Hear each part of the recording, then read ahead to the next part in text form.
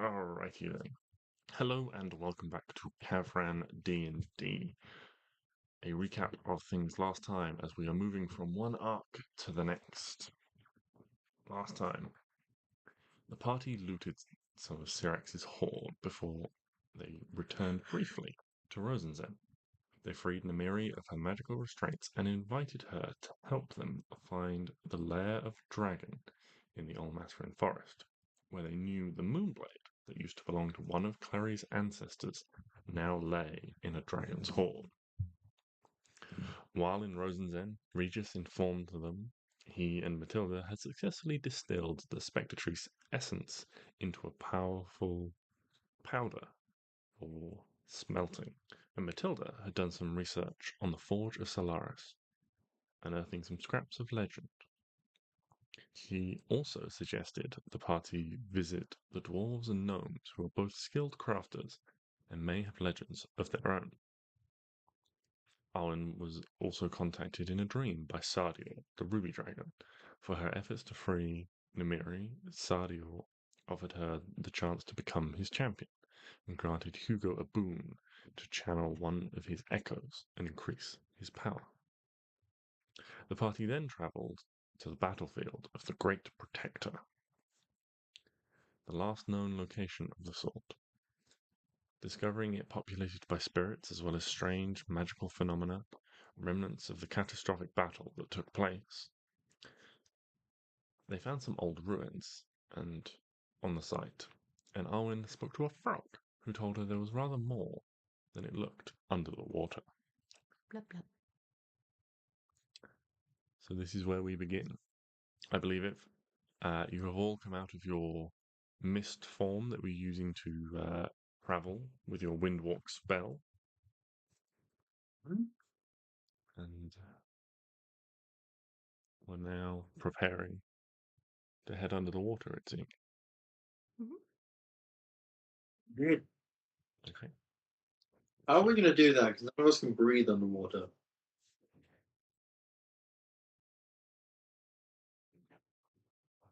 Can't be that far. I mean, I don't know. We've seen some ancient shit. Could be quite far. I thought we I had guess we'll something see. for this. I guess we'll see. And if it don't work, it don't work. We'll come back up and we'll think of a new strategy.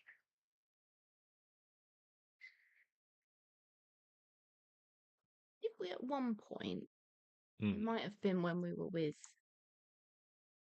the orcs, did we have like a reed of water breathing?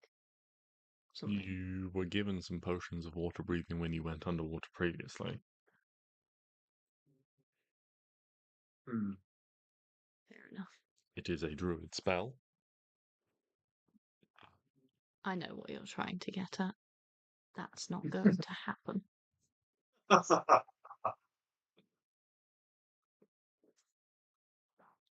I've got this far without changing my spells. Not doing it now.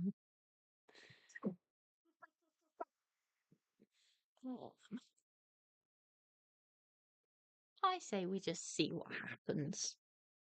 Yeah, we'll go down, see how far it is, and then if not, we'll think of some other way of progressing.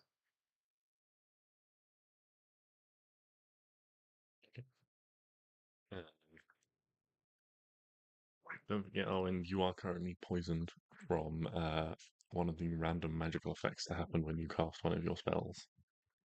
Well, cleansing touch, she's fine. Okay. Woo! Okay, well,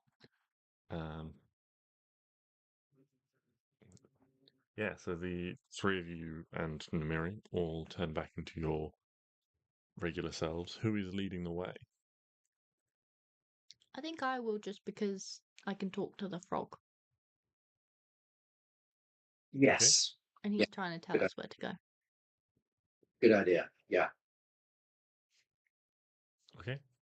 You slip into the water. It is chilly unexpectedly chilly given the temperateness of the area around you. But releasing this frog, he quickly scampers away and swims down. You lose sight of him very quickly in the murky water. Is everyone following the frog? Yeah.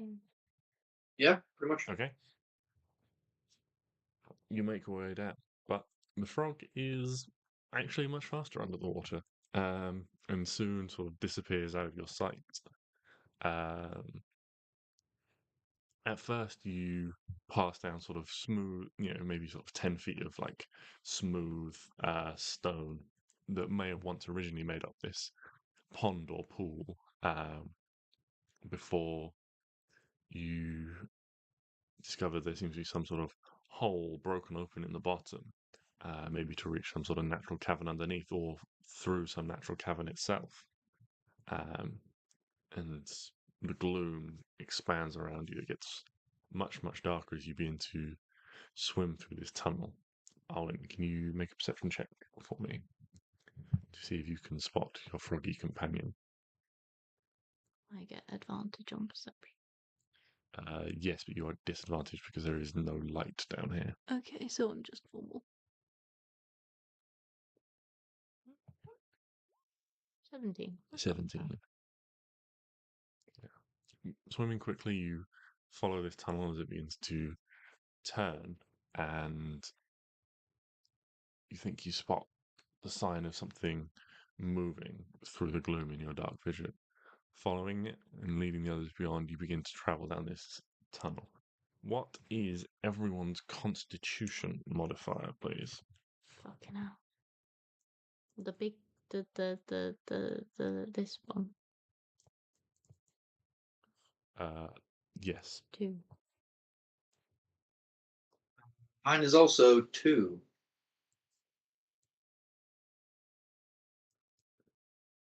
I think yours is 1. Constitution modifier. I think yours is 1.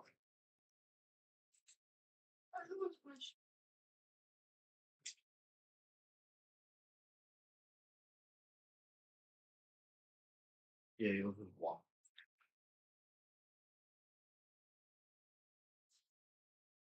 Okay. You are able to hold your breath for a number of minutes equal to 1 plus your constitution modifier. 3. Oh, What was Clarice? Klari's was 1.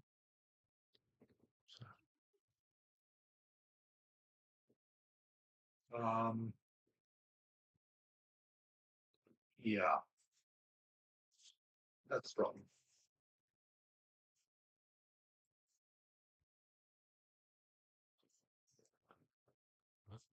You carry on swimming. The tunnel is dark, but it is spacious.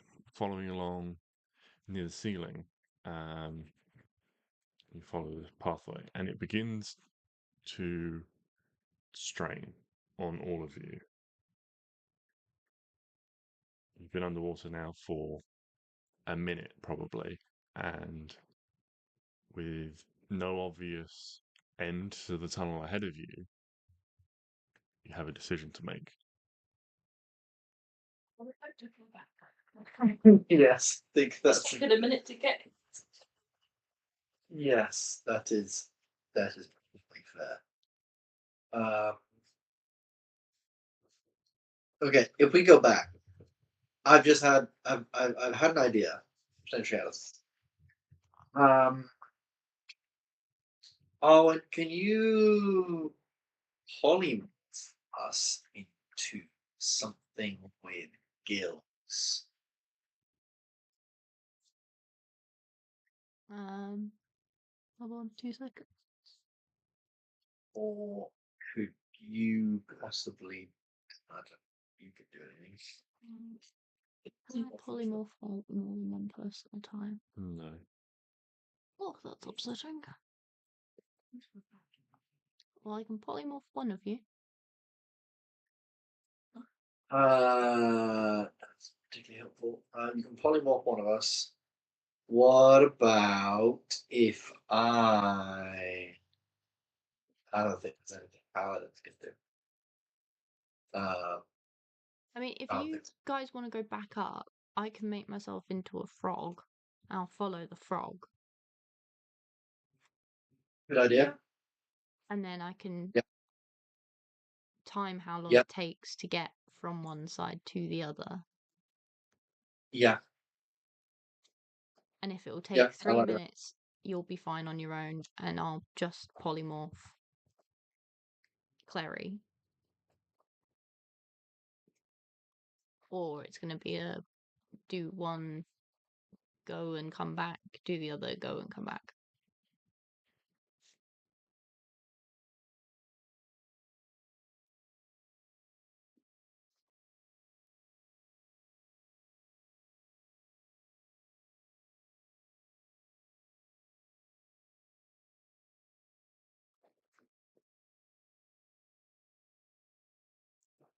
Okay, so is that your plan then?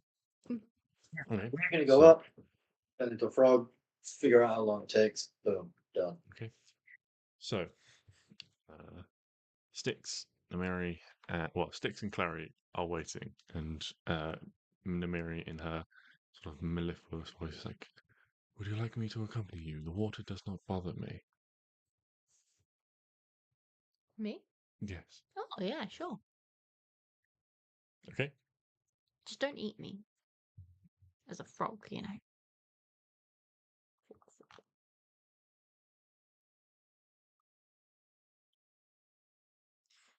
So again, the two of you slip into the water once more, and it's chilly.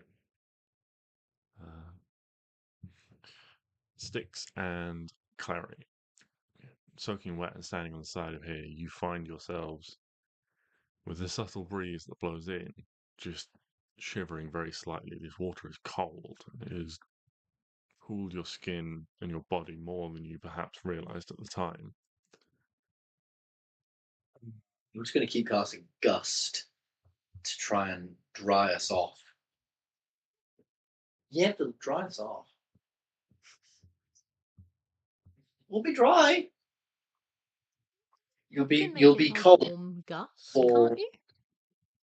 I mean, yeah. I don't think it says anything about the air itself, but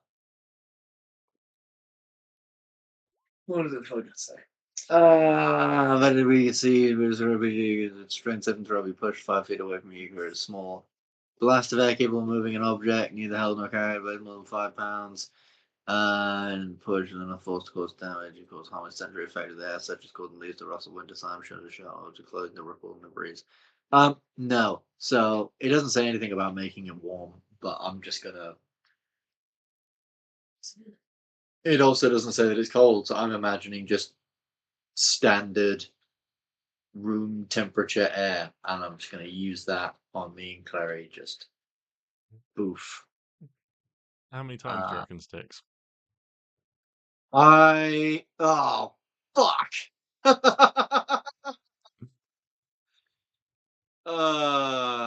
Shit. Well, actually, now that I've read it, the first thing I would do actually is cast Druidcraft to make a small fire. Okay. So upon casting Druidcraft, roll me a d100. If this fireballs us, I'm just saying we're no longer cold. Problem That is solved. true. That's the what would you do, like letting your cold fireballs. 91. Fireball. You cast a spell, and nothing untoward seems to happen. Oh no! I don't like it when nothing untoward seems to happen. What have you summoned? Just turn around and there's like a kraken. Oh. Oops. That's weird. So, Arwen, as a tiny. No, what size frog do you want to be? Frog sized. Just a tiny little frog. Okay. You know, but Yeah, tiny little frog. You head down through the water. It doesn't feel as cold in your amphibious form, and you move through it quickly and easily. The sort of you can feel the large figure of Nymeria. She cuts smoothly through the water behind you as a sort of looming presence. But you continue to move.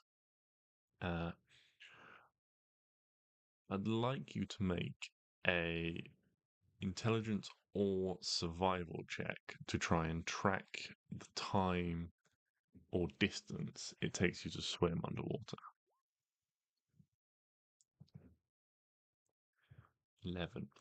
Probably due to being a frog, you're much smaller, but you're also much quicker through the water, so it's actually hard to gauge how far you're moving. Mm-hmm. You estimate you keep swimming and looking for some sign of something, and the first thing you see are some ripples on the top of the water, meaning that there must be something above the water. And you pop out, and you can see that there is a small air pocket, Mm-hmm. probably between 2 to 3 minutes in. You're not quite sure. Okay. So, okay, 2 to 3 minutes in. Can I keep going Mm-hmm. to see how far it would then be beyond there? Yeah, yeah. You keep going.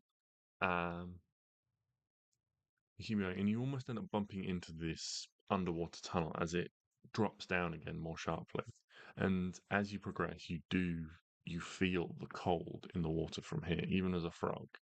And you swim down and make another survival check for me. Survival or intelligence. Oh my god! Am I gonna die? I can't die. Please don't let me die in the water. You're right. As a frog, you can hold your breath for several hours.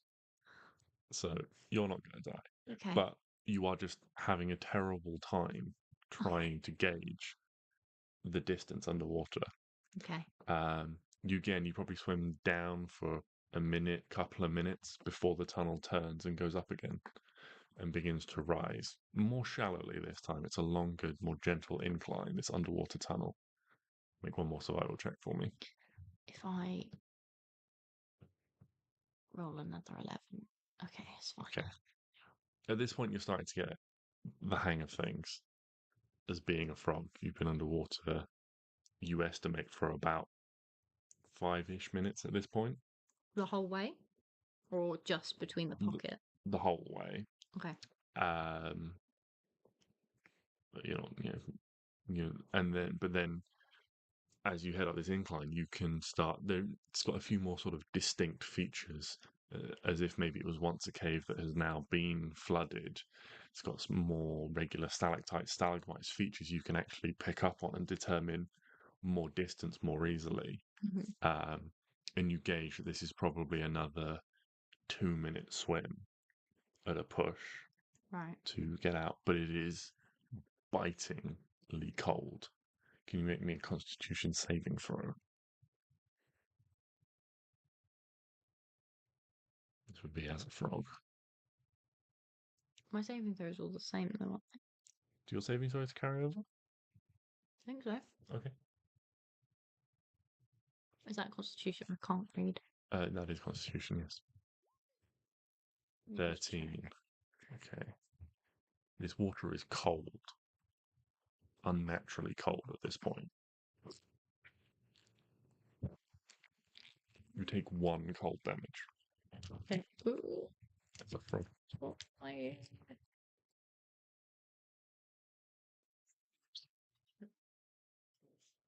That's... Thank you for helping. This time, when you emerge, you find yourself in a much larger underground cavern. There is a not cavernous, but reasonable space overhead.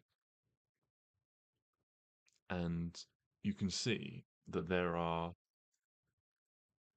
what look to be like almost like a couple of shelves cut out in the sides of this cavern, allowing places for someone or something to climb up onto the land. A cavern Mm-hmm. with a shelf. Multiple. Okay. Sorry, I was reading. It's space for people to climb up on that. Okay. Can I talk to Namiri? Not as a frog, no. You don't have the capacity to speak, unfortunately. Okay. Okay, I'm gonna look around, take it all in. Mm-hmm. Yeah, okay. Make a perception check as you look around, see what else you can gauge.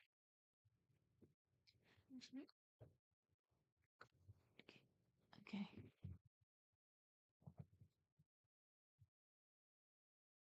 That one? Mm-hmm. Oh, I'm Yeah. deceptive. Okay.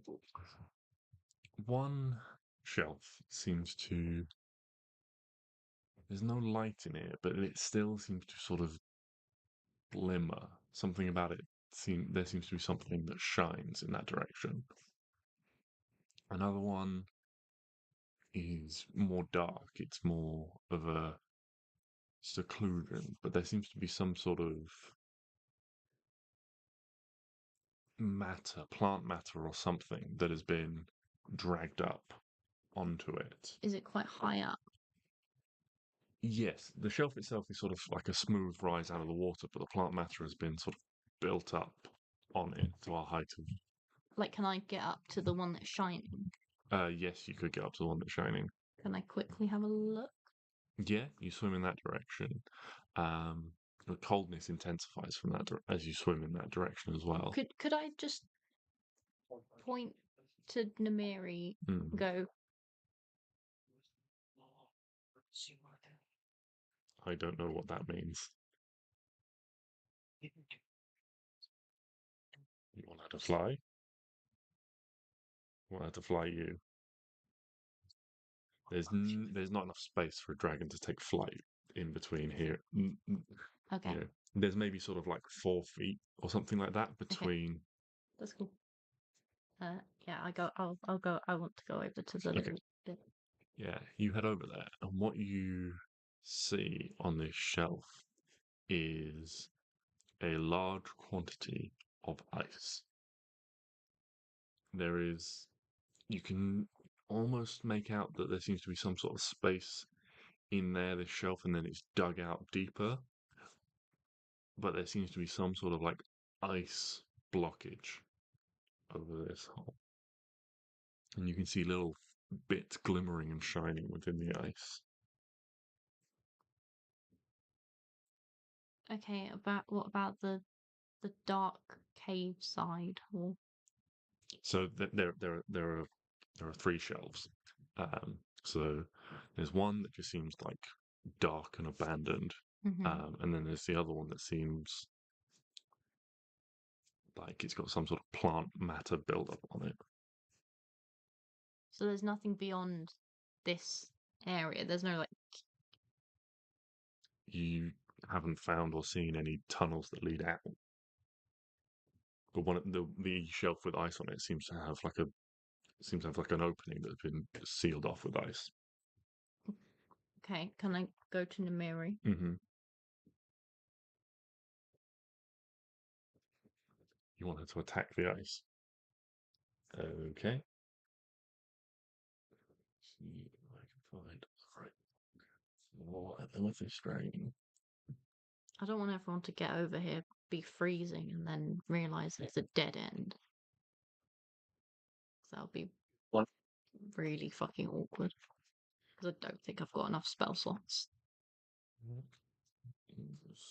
The breath weapon type of an amethyst dragon. Force damage.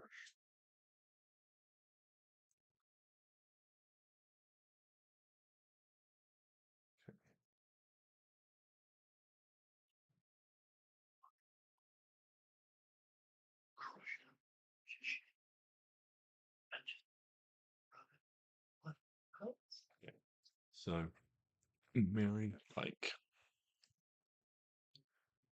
snakes her body like out of the water, just her head resting, and sort of rears back like a snake coiled to strike. And as she brings it forwards, there is this just like cone of shimmering force in the air, and you watch as this section of ice, just like a battering ram, is hitting it, begins to like spiderweb crack in the middle as it spreads out under this force before just with a shattering ice is pushed back, and this hole is blasted in this. At the same time, you hear from the other side where the plant matter seems to be this sort of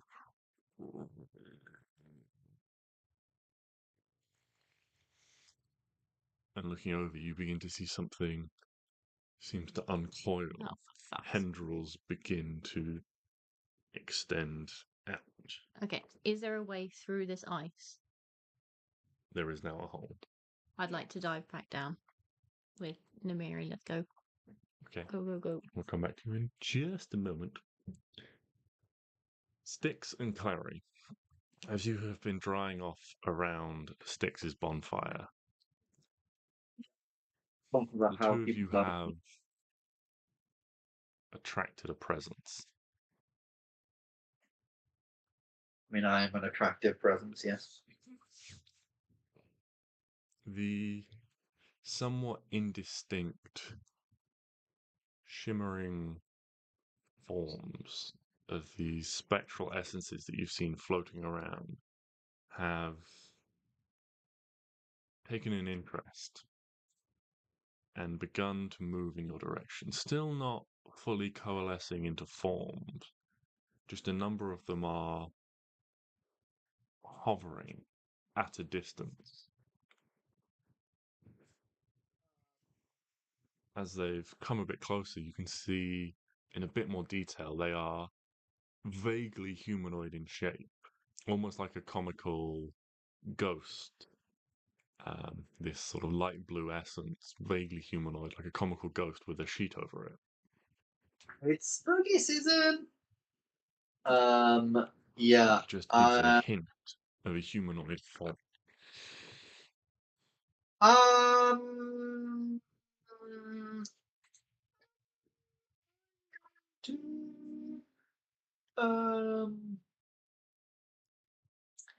No, my thing doesn't do undead, does it? It does demons and fae. It does. So, what else could Remember, I? you did the training. Oh yeah, I did do a bit of training, didn't I? During your So, downtime, that's one of the things you did. You trained oh, for an alternative to get turn undead as the use of your channel dude. divinity. Yeah, and she's got it as well, so we could both just channel divinity them, make them fuck off. So yeah, I guess if just sort of staying wary, heads low. I think if they get too close, we just sort of channel divinity and tell them to fuck off. Yeah, your channel divinity. Faith. I'm dead. Oh, fuck off. But yeah, because my plant growth ain't gonna do shit. Because they're ghosts, I imagine. They'll just go right through it. Yeah. I suppose, but otherwise, just sort of staying down, trying to keep our heads low, put out the fire. Move on now. I've, yeah, did it. Okay. You estimate that maybe 4 or 5 of these spirits are gathered just in a little cluster, almost sort of, even though you put out the fire, just sort of on the circumference of where the firelight was. Some of them still, a couple of them maybe breathless beings moving sort of side to side a little bit more. When you hear a splash from behind you, and you see a frog and Namiri, the amethyst dragon, emerging.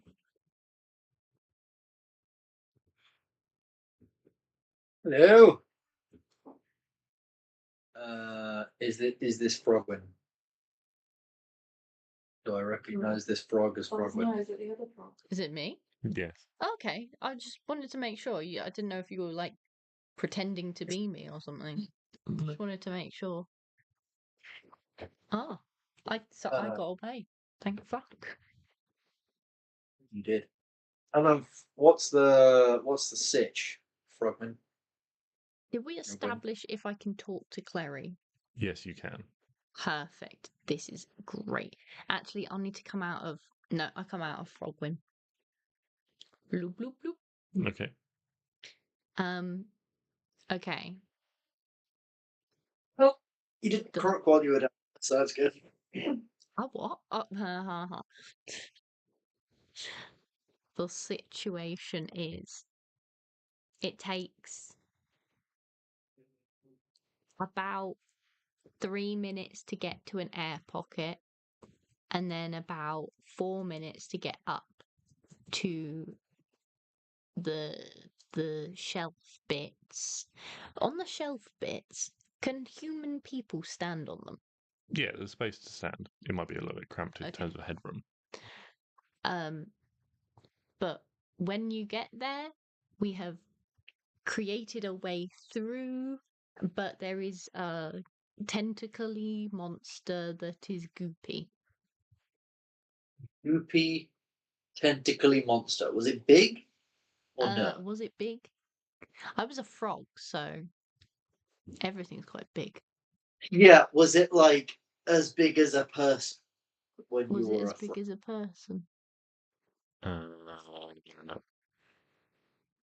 It was big. bigger? It was big, It apparently. was large. Large. Right. I say we fucking go for it, but Barry, you can't breathe for 3 minutes. Well, okay. Can I ask Namiri, Mm-hmm. how strong is she? Go look at that stat block. I'm just looking up Give me 2 the moment. seconds, dude. The Amethyst. compendium is in alphabetical order, so Amethyst Dragon's near the front. Mares and hordes. Hordes. Hordes. What's a horde? Create your horde. Amethyst. Oh god, this is where she lives. Oh my god. Wait, hold on.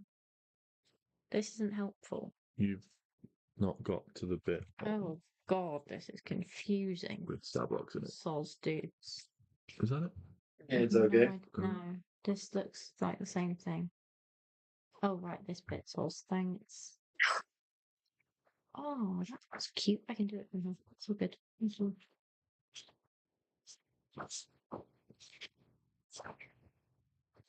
T A K Amethyst.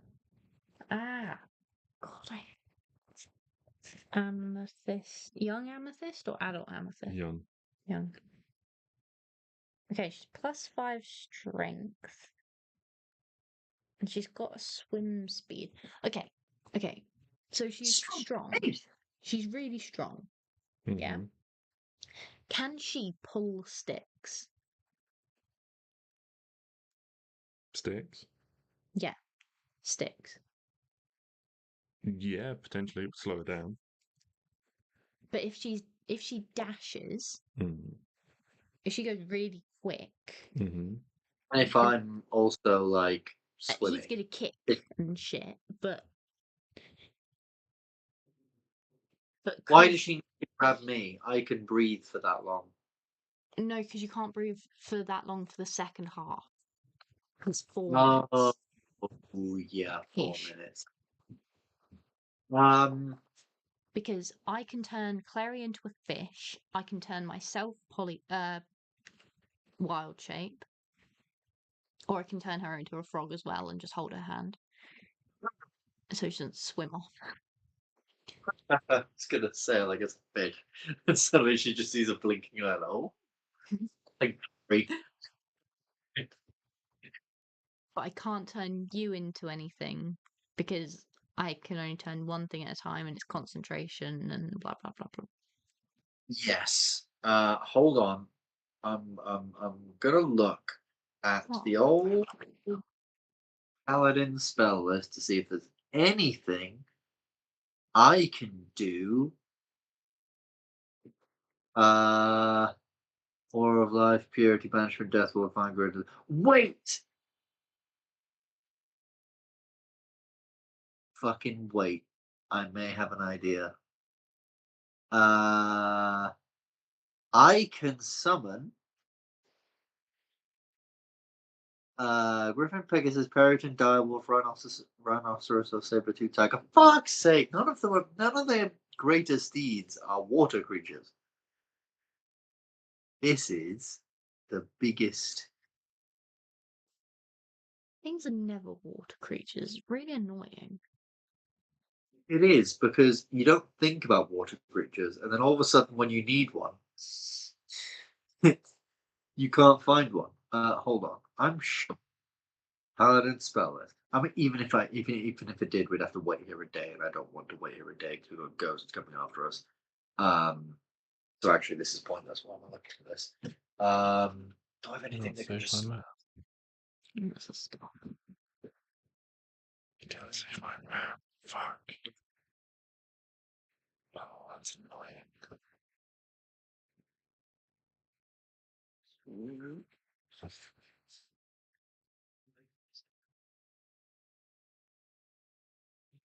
Wait, Misty stuff. Yeah, fuck. Ghost of William Moonbeam. Healing word and stunning strike, speak with animals, dimension door. Oh wait, I could just dimension door. So you have to know where you're going. Yes. That is a very, very good point. I could.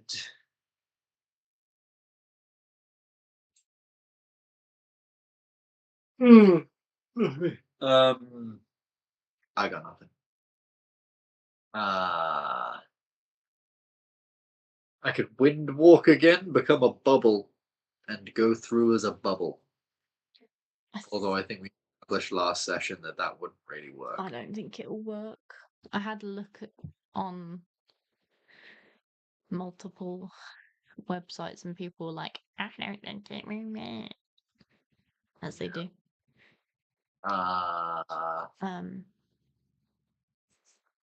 I mean, we could try the thing with Namiri. I think she could.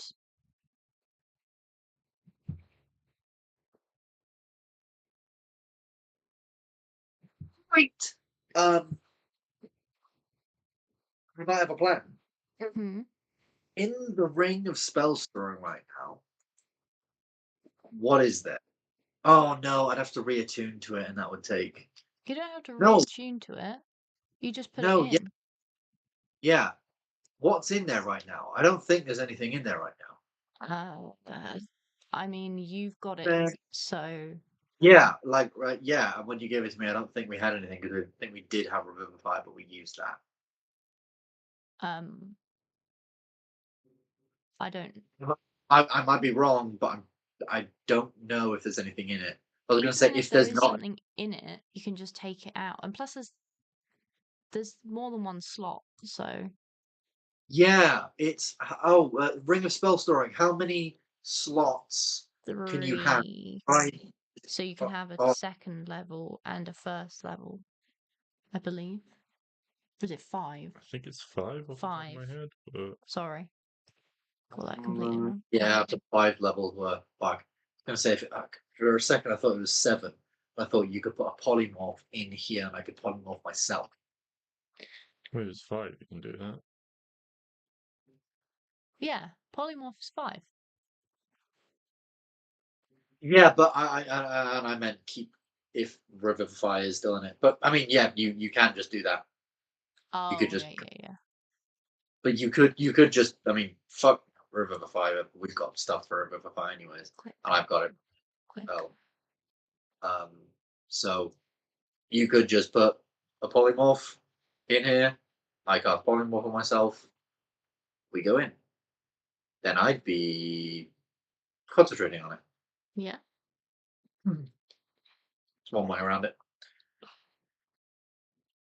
If you have that many spell slots, that is, and don't mind using them. For some polymorphs, I can polymorphs. And you'll be casting it, so you'll be concentrating on it, so it'll be fine.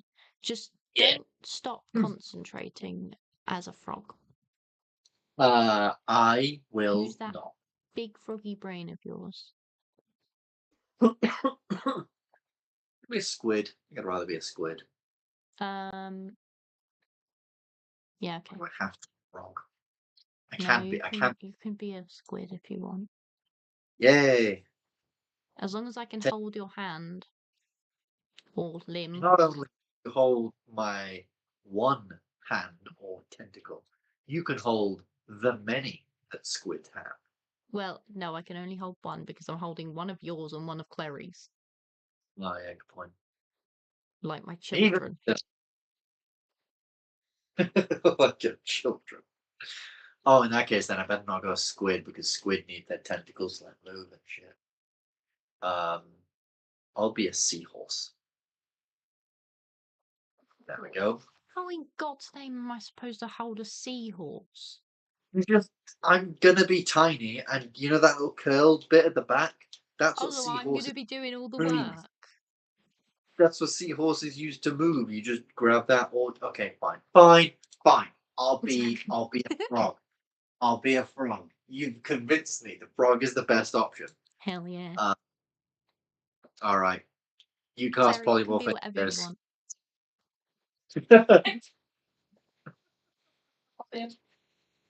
You'll be a frog too. Yeah. Okay. So just frogs are the best. Forget the rest. Right. Band of It's frogs. fucking time. I turned into a Wow. As this discussion is going on, and I realised that the map I thought I had prepared, I had not, so I've been quickly cobbling together something in the background. So do you not have it like saved as a file that you could just quickly drop onto a map? No, I have grabbed a different map because apparently I did not save it, which is irritating. Or if I did, I've saved it in a different location accidentally, which I sometimes do by mistake, but I can't look for it now. As you guys are having this conversation, the water behind you begins to bubble and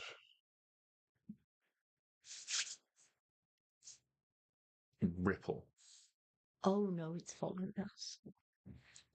and then bursting out of the water are these long, slimy tentacles, and they begin to grab at everyone.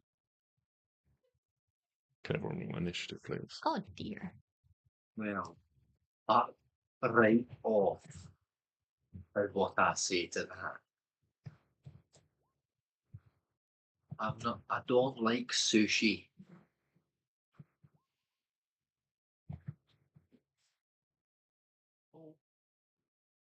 Meg would be glad to know you're going last.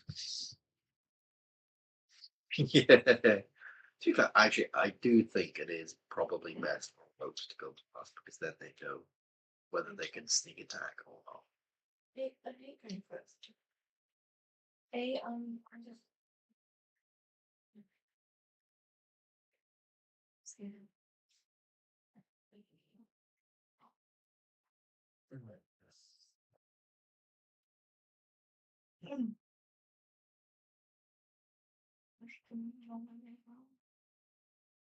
If I throw all of you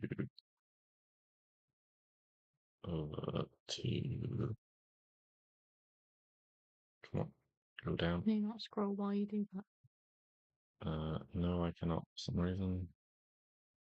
Let's just throw you onto here. There we go. You can all place yourselves accordingly around the water's edge. Ah. Give me some frog.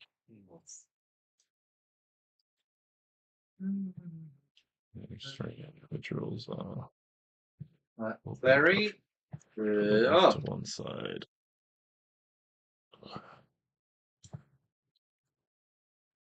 Why am I so massive? Bloody hell. Me and Kleri. Big boys.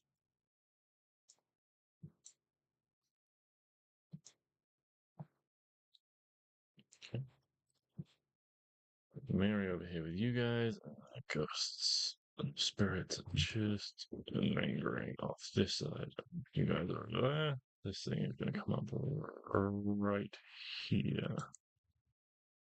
A bit of caution. There we go.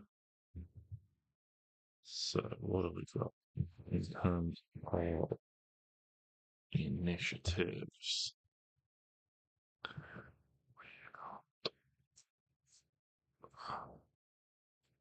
I need to roll some as well, don't I?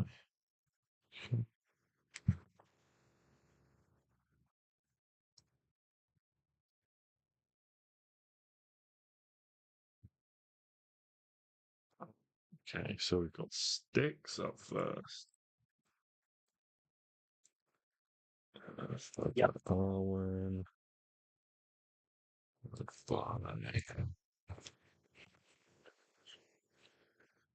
Okay. And then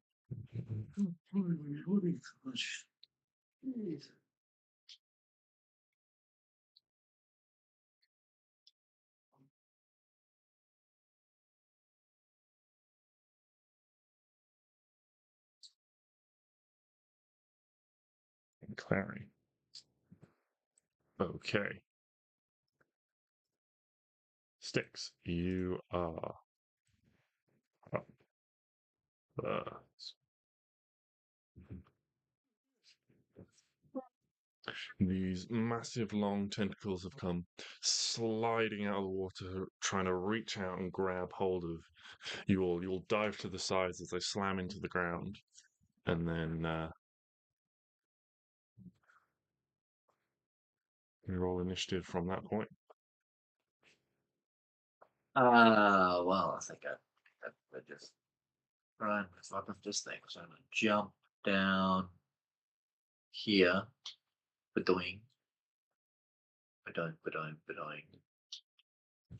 And I'm gonna just start smacking, I think.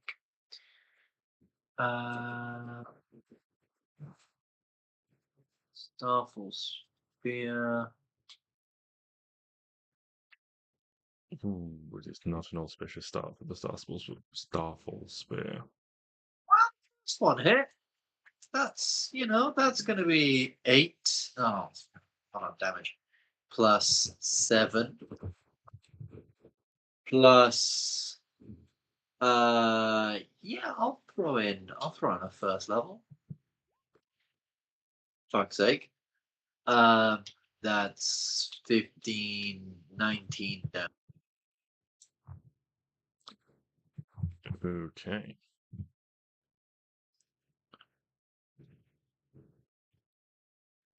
$19 damage. Arwen, what have you got for us? I'm going to shoot it. Okay. Because I can.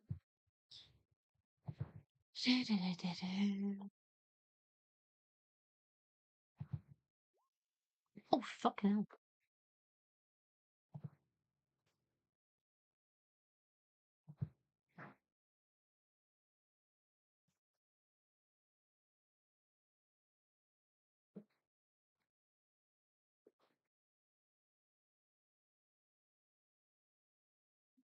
I'm proud of myself. Yeah, 34 definitely has. I should hope so.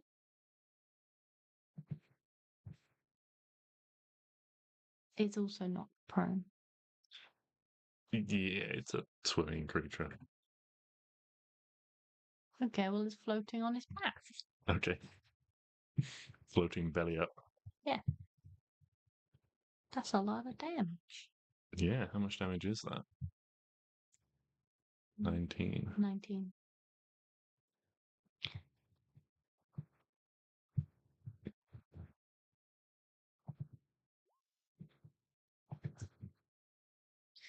This is going a lot better than normal.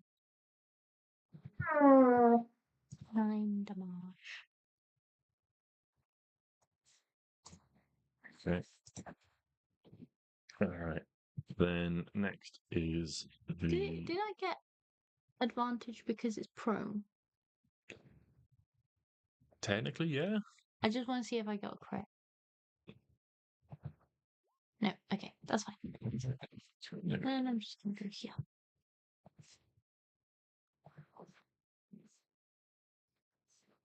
Okay. Next are the ghosts who, when this combat emerges, seem to react in a number of different ways. There's a cluster of maybe 5 or 6 of them. A few of them dissipate and drift off, or just vanish, turning invisible, maybe. Whereas a few, the ones that remain, seem to solidify. No longer are they this wispy humanoid shape. They have features now. You can see the sloping jawline and long ears of elven warriors with bows and swords in their hand. And they react accordingly, pulling out their bows and preparing to fire. So they are each going to make. They're all going to move 5, 10, 15, 20 feet closer, and they're all going to make 2 bow attacks. What have we got? 1, 2, 3, 4, 5, 6 targets. Okay, cool. We'll do all of these randomly. So the first one is going to be at Arwen. Is a 15. No, sorry, a 17. Nope. A 21. Yeah. Nope, sorry, I can't do maths. A 19. I'm looking at the wrong attack. Oh, yes. Okay. So this is the bow. It does Did I not got cover 6 piercing damage. being directly behind her? Yeah, you'd have some cover. So that would miss then. First one would miss, or the second one would miss. Nice. In which case, the second one is going to go for 1, 2, 3, 4. 1, 2, 3, 4, 5. The frog. That's a D8. That's not what I rolled to hit. That's going to be a 19 and a 17 to hit the frog. Yeah, both of those are going to hit the frogs. That's the stupidest, derpiest looking frog I've ever seen. Hell yeah, I'm just average damage against the frog. So frog hammer. 17 damage. It's 34 damage. And then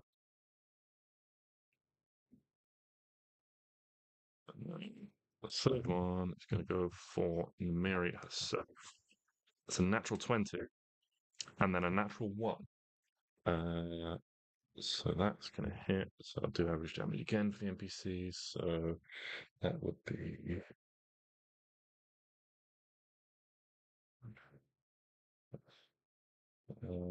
12. That's 18. That'd be 30 damage to Namiri. And that is their turn. Next is the frog itself. The froghemoth. Froghemoth. And that's what it's called, a froghemoth. Jesus Christ.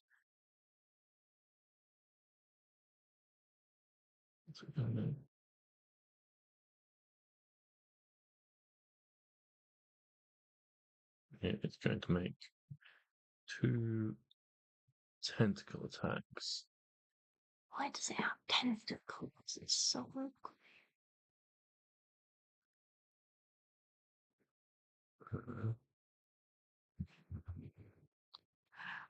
Okay, so The only creature it can currently reach is Stix, so it's going to make its 2 tentacle attacks against Stix. The 24 24 hits. and a 16, which will miss, I'm sure. So you take 5, 7, 11 plus 6.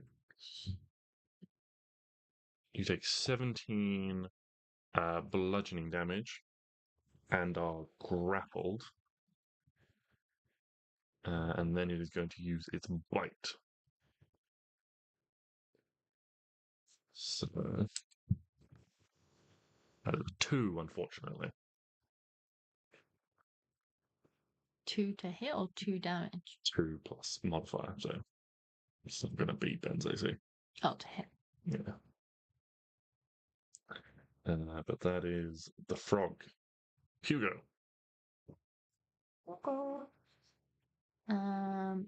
He's going to. Oh, God, I don't have the thing with me. I need to charge him this.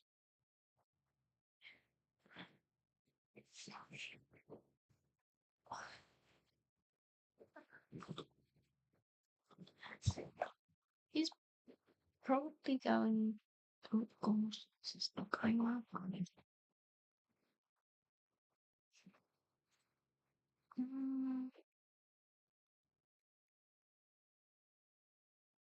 Is that input in? Yeah, it's good then. Hold on. Read what Hugo does.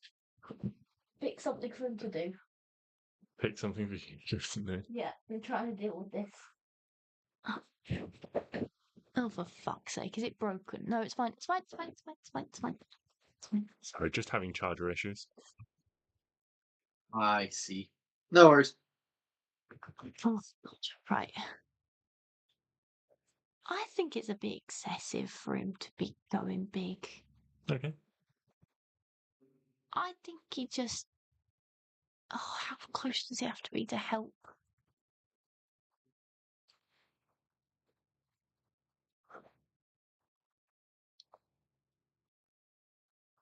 No, it's just gonna just leave him for now. It's fine. Okay. Hugo does nothing. Namiri is. So Namiri going to do what would a young dragon do in this situation? Apparently nothing. She's going to turn around and use her breath weapon on the ghosts. So they will need to make a strength saving throw. Be a pass, fail, and fail. So they take 36 damage each.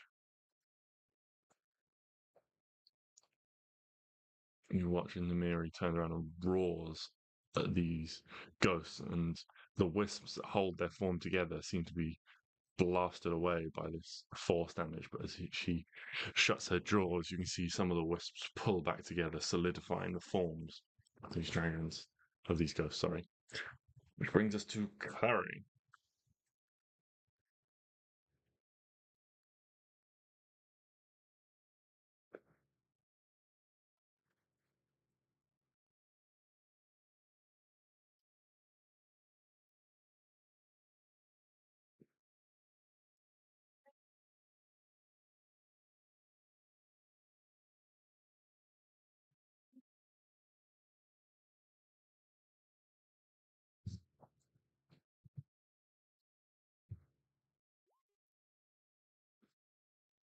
That is unfortunate. Oh, God damn. On here. You dart in, trying to slash at this tentacle, maybe trying to be careful not to stab Stix in the process. Oh, that's true. Yeah, That's you true. can see this. Yeah, I'll Oh, man. That's Oh. A 14 does hit. Oh, fucking does it. It's in that one. Yeah. The where's it gone? I've lost my sneaky attack. Fifth one down. Oh, shit. Right, the 8 is only 3. Yeah. So that is 30, which makes the maths easier.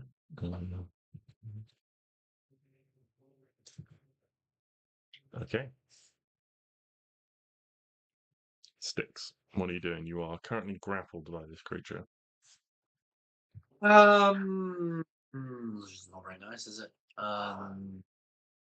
Fucking stuff. These ghosts. I can't move anyway. Wait, how far away? 20, 30. 10 feet out of reach. That's fine. Yeah, I'm just gonna try and whack this thing again a couple of times. But this time I'm doing the 1-2 special, where I'm gonna go Starfall Spear. 22 and a 20. Each time I'm implanting a spear in there. So that's 20, 29, 30, 35. And then obviously I'm planting 2 spears, bonus action, slam the 2 spears down. That's an extra 2d4, which is 3. That's the 30, 38. 38 damage. Okay. As yeah. I'm just chilling in its grapple. Okay. Just, Arwen. Hi. Oh, it's my go. Yes. You've Charles. been shot at by some ghosts. Yeah. But I'm still going to shoot this guy. Okay.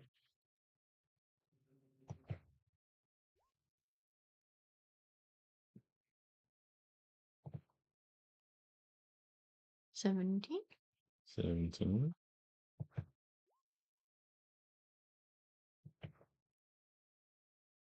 So that's 12. Oh, He's 29.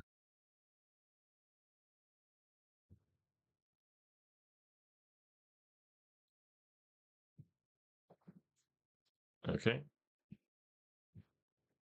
does he look like he's getting hurt? He very much looks like he's getting hurt, yes. Oh, okay, that's good. There is lots of sort of burbling and gurgling, wobbling bellows coming from this creature as it's trying to reel Stix in.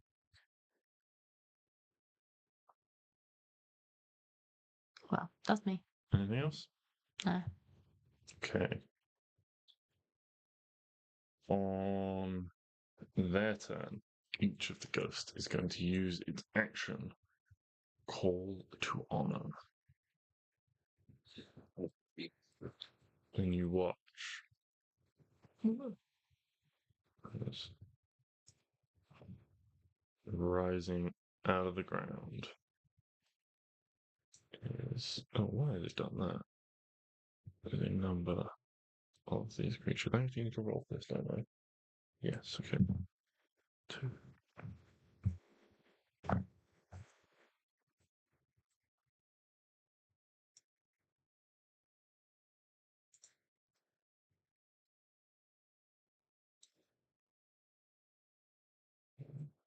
Five, 6, 7. Bloody hell. This is quite excessive.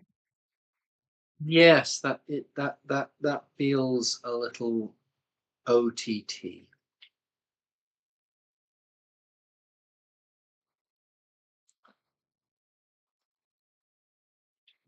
Somewhere. There he is. He's going to be. Why couldn't this have happened like 5 seconds ago? Because it wasn't their turn. Yeah, but you know, would have been nice. And they can all be. Where is That's 30 feet, I believe.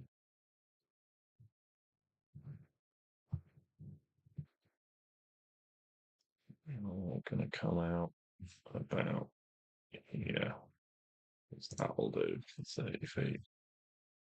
That last one is not within 30 feet.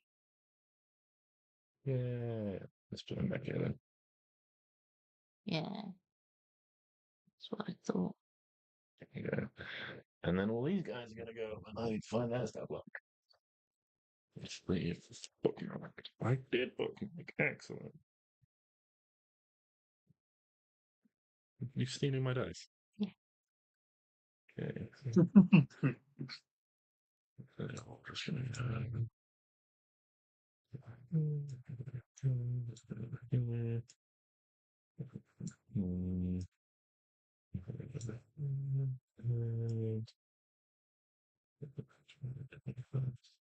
So there are two. Let's make it shoot. So they all get one attack as an action, and then one attack as a bonus action. So both of those are going to hit Mary. So Mary takes 9.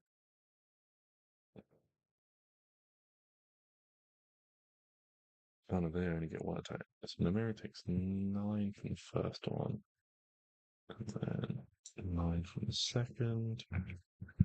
So she can take 18. Arwen, a 13 and a 24 to hit you. Just a 24. So this is your player. You take 14 slashing damage. It's 18 of first. And we'll do 1 against Go. Natural 1 against Kleri with a bow shot. It's going to be a 10 to hit, and then a 23 to hit you, Stix. Oh, that is my AC. That is your AC.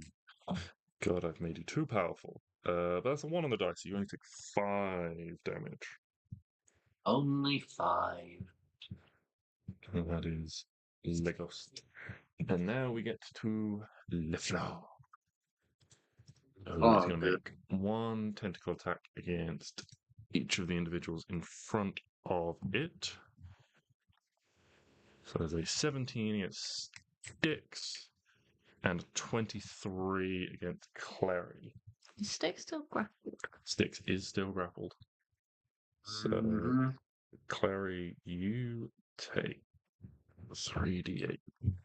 2, 4, 11 plus 6. You take 17 bludgeoning damage and are also grappled. And then he's going to use the bite attack against Kleri. And she is a bit less spiky on the outside. That is a 22 with the bite.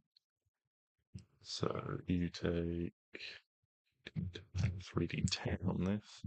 3, 8. You take 16 piercing damage from the bite, and you are swallowed as it wraps you up in this tentacle and uses it to basically feed you into its mouth. 16. Yeah. While swallowed, a creature is blind and restrained. It has total cover against attacks and effects outside the Froghemoth, but it takes 3d6 acid damage at the start of each of the Froghemoth's turns. But she can still attack from inside it, right? Yes. She's at disadvantage by being restrained because it's a tight, squishy, fleshy environment. Ew.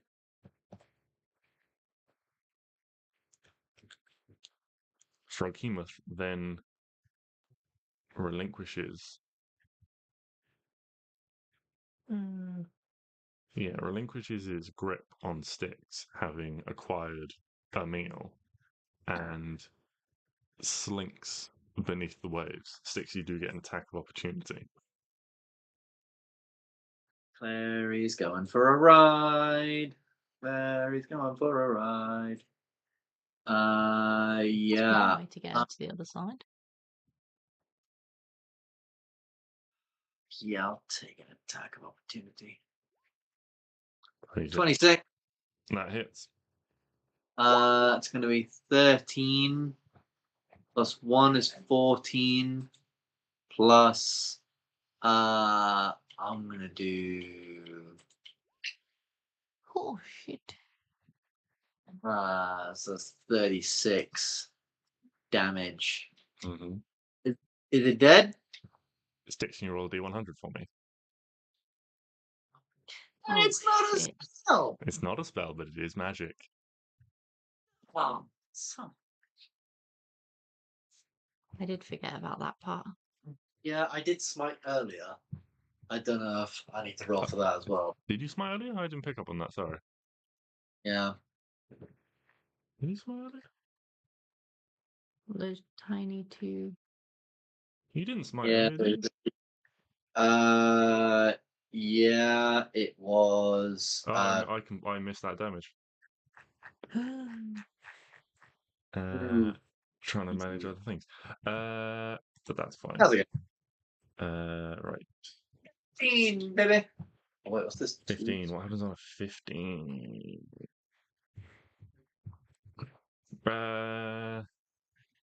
Okay. Something will take place at the start of your next turn.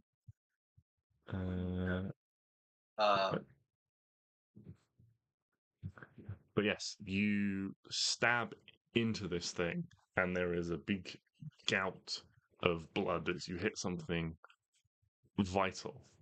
And the tentacles that is sort of releasing its grip on you suddenly just falls completely slack.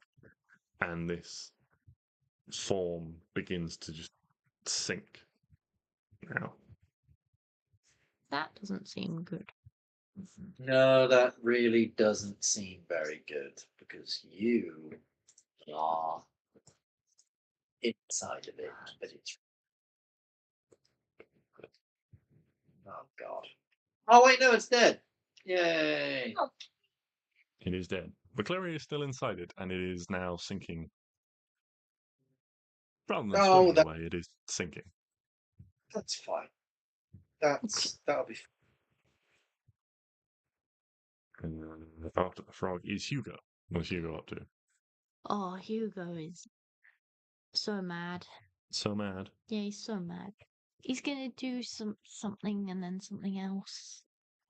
Okay. That combo thing he does. That combo thing he does. Yeah, where he does a help and then he attacks, or he attacks and then does a help. Who knows which one it is.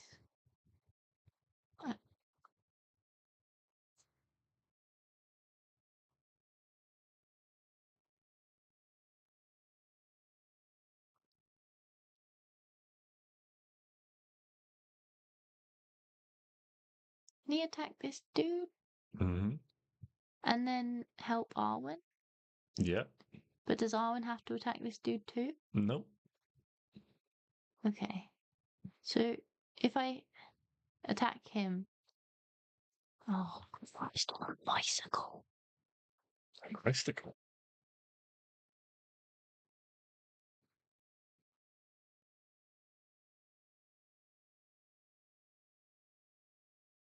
Okay, so he's gonna help her first Mm-hmm. and then attack because then he can do 2d6 damage. Okay. Yeah? Okay. I am correct in this, right? Mm-hmm. Okay, that's all I needed to know because otherwise I get confused and it's not good and it's bad. But I can't do it on acid breath. No, because that's not an attack roll. I can only do it on the other ones. I mean, you can still do the acid breath. It just not But it's doesn't. not going to help. It doesn't deal the extra damage. 11? 11 will not hit, unfortunately.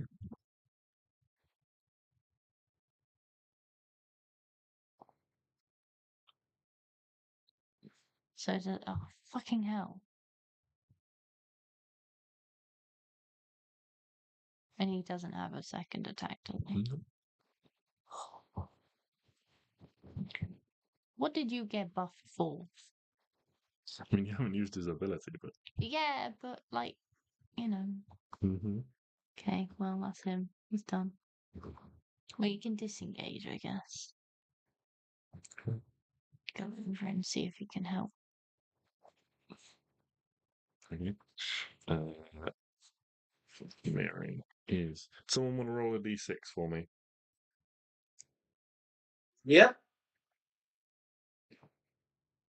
3. No breath weapon, unfortunately.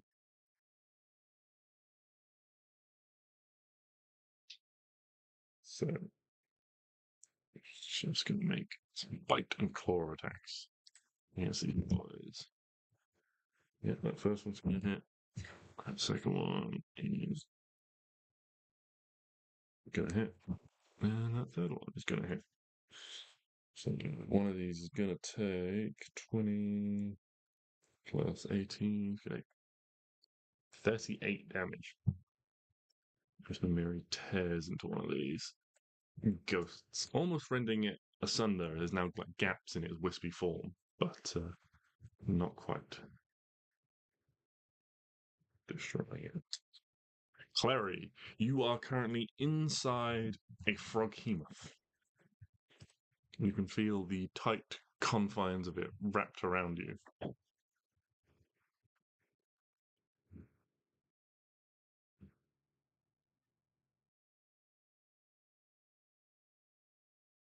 So like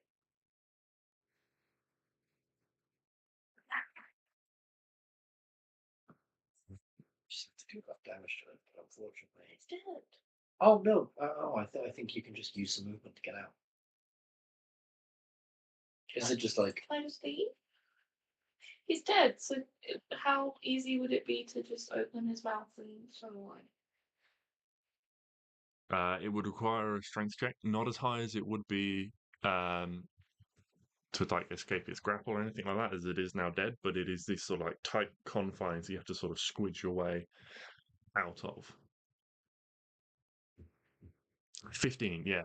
You feel it like slacken around you, and now it rather than it physically pressing on you, it is just a tight sort of confines of a space, and you scrabble around in the dark trying to pull your way back the way you came, and all of a sudden you like push through and a load of water rushes into its mouth from being underwater and surrounds you, and this gives you like a surge of sort of buoyancy and helps sort of fill up its inside to open the way and allows you to squirm your way out, and you can swim up to the surface.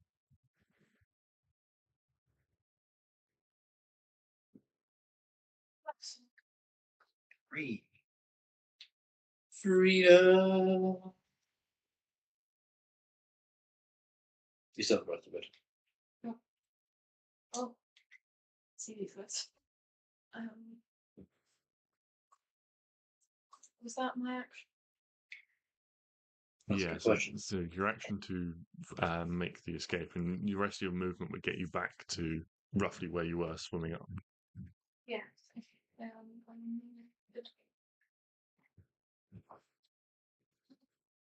Good. All done. Stix, we go back to you then. Alrighty.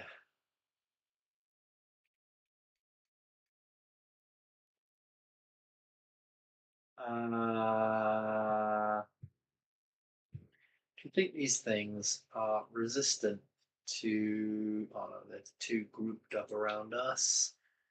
That would be a problem.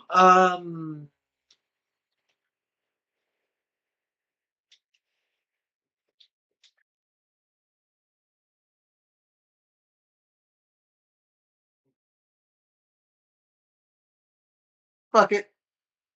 I'm gonna steal and strike, baby. So that's 5 points. 1, 2, 4, 5 points off the Starfall Spear. Yeah, I'm gonna steal and strike. And I'm gonna steal and strike first. Actually, I'm gonna move around to here. I do. And 1, 2, 3, 5. Wait.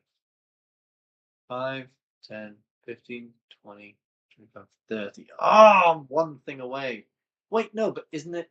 It's within 30 feet of that creature, not within 30 feet of where I started?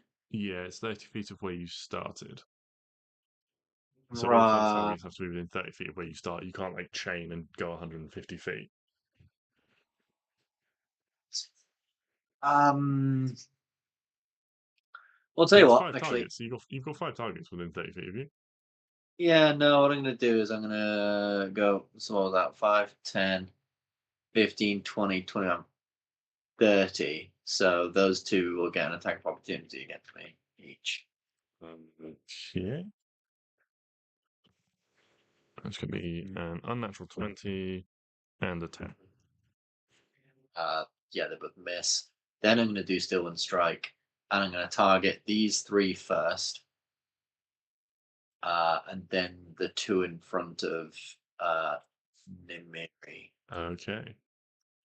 So it's with my charisma instead of my thing. Make a melee spell attack against each target on a hit the target takes.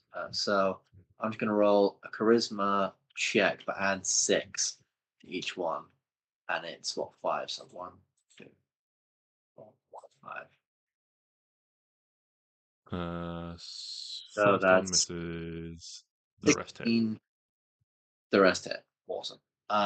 So that's 6d10. Do you want me to roll just 6d10 and that's what the damage for all the attacks is, or do you want me to roll? Just roll one set, and because it's a single spell, I guess.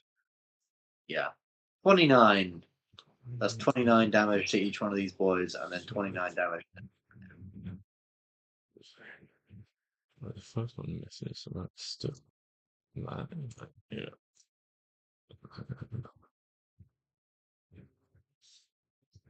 Oh, and then I get to teleport where I want. Yeah, you get to finish within 5 feet of one of the targets, I believe. Yes, I'll just there. Okay. That one dies, and that one takes 29. Okay. And bonus action Stix? Bonus actions. No, don't think so. Well, 2 things happen. One, I forgot. At the start of your turn, you regain 5 hit points. Yay! And can you roll me another D100, please, because you cast a spell? Yeah. 5. 5. The effect of a 5 is a Modron chosen and controlled by the DM appears in an unoccupied space within 5 feet of you. Hey. A Modron. So Weird little cube things. Going to pyramid shaped things. Not exactly sure. What is my most Modron-like token that I've got? You know what? I'm gonna make a book.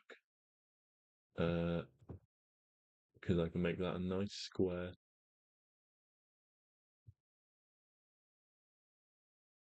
Oh, they're really cute. Oh, except that one, it's got lips. Yeah, but in D&D lore, they take slaves and they're super awful and all about logic and they're just. Oh. Fine. It is your turn. Yes, it is. I'm going to try and just. Oh, what is that? Oh, okay.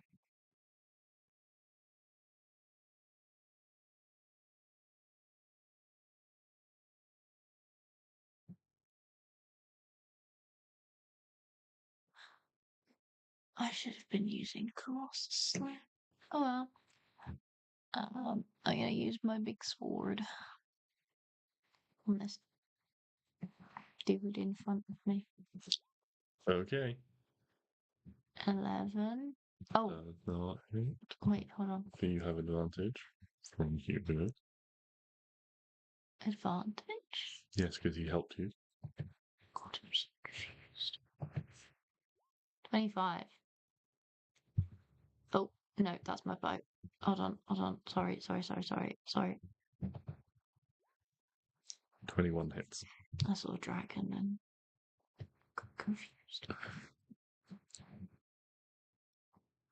I need another card. Where the card? Where the card? Put the modron at the bottom of the initiative. Is this second one the dragon ship? No, that's you using it two-handed. Oh. Right. Unless it's one-handed. Right. Okay, sorry. I forgot that it could be used two-handed. Okay, so that is 8 damage. Yeah. To the little ghosty bar. And then, Which do I get advantage again? No, Or it's is just it on your just next normal now? attack. Hold on. Oh my lord. Oh, 28. That's not too bad. 9. 9 damage. And can I... Is it dead? No, Can I Colossus Slayer it? you can. Thanks. Oh. 17, 21.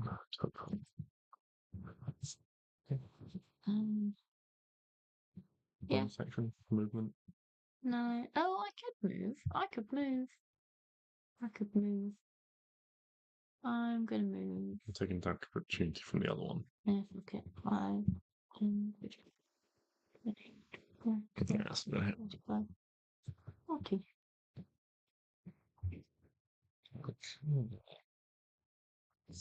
Alright. Up next we have all of the ghosts. And these guys are all going to move in to attack the biggest threat, which they perceive to be Stix now. So, they are all going to make 3 attacks against Stix. Because they are all going to use their bonus action Martial Fury to make an attack, which deals extra damage, but does mean all attacks against them have advantage until the start of their next turn. So, first one against Stix. So 27. Second one is a 20. Third one is a 24. Yep. That's 2 hits. So 2 hits. And that third one was the bonus action one, which deals the extra damage. So I'm going to get a couple of extra dice out. So that is... First attack is... what's maths? 9 slashing and 9 necrotic. And the second attack is... 5 slashing, 9 necrotics, 14. no, 9 slashing, 9 necrotic. So it's 18. And the second attack is 6 slashing and 25 necrotic.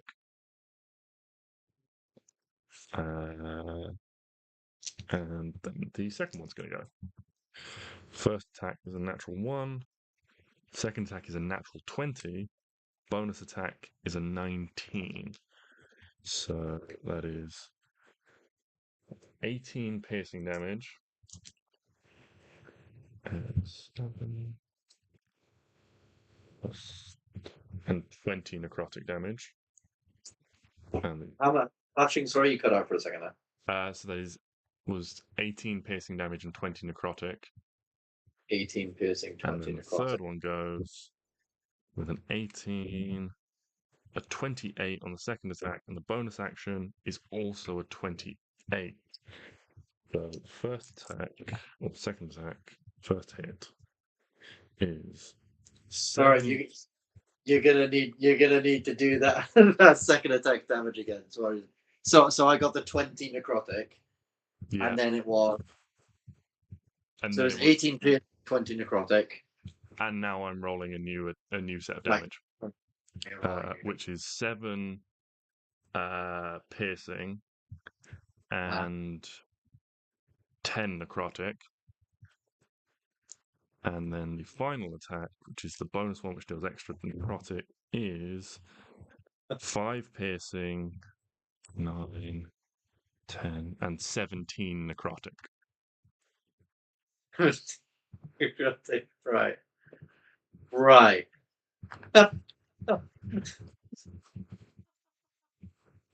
Stix is just stood there like, I didn't hear no bell.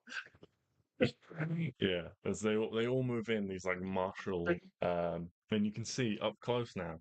These 3 are, they are more finely dressed. Their armor, even though Wispy is more ornate, these are clearly commanders and leaders, whereas the other ones around you are clearly the weaker infantry. Well, That is their turn, though. Oh, actually, sorry. I That is the commander's turn. Now the rest of the ghosts are going to go. So they're all just going to go for the nearest thing. So one attack against Kleri, it's going to miss. 2 attacks against Arwen is a 19 and an unnatural 20 against you, Arwen. So that is, these ones have slightly different damage. These ones have much less damage. So that'll be 2d10 plus 8. So you take 6 and 40. You take 20 slashing damage. And then 3 against Mary. It's going to miss. It's going to miss. And it's going to miss. And that is the ghost go. As you hear, those of you that speak Elvish would hear a number of, would hear orders being shouted from the 3 commander spirits by Stix and corresponding responses and things and battle cries, all in Elvish. But the frog is dead, so we go to Hugo.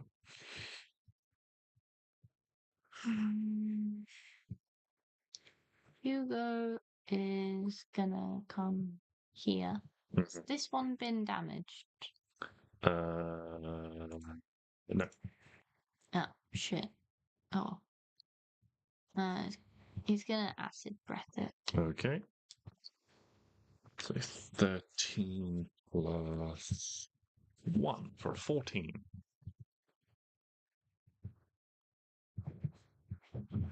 Ten acid damage. Okay. Woohoo. Also, I've just spotted on Hugo's sheet we haven't upped his proficiency bonus, which we should have done, which also increases the difficulty of his saving throw and his rolls to hit. But we'll do that. Okay.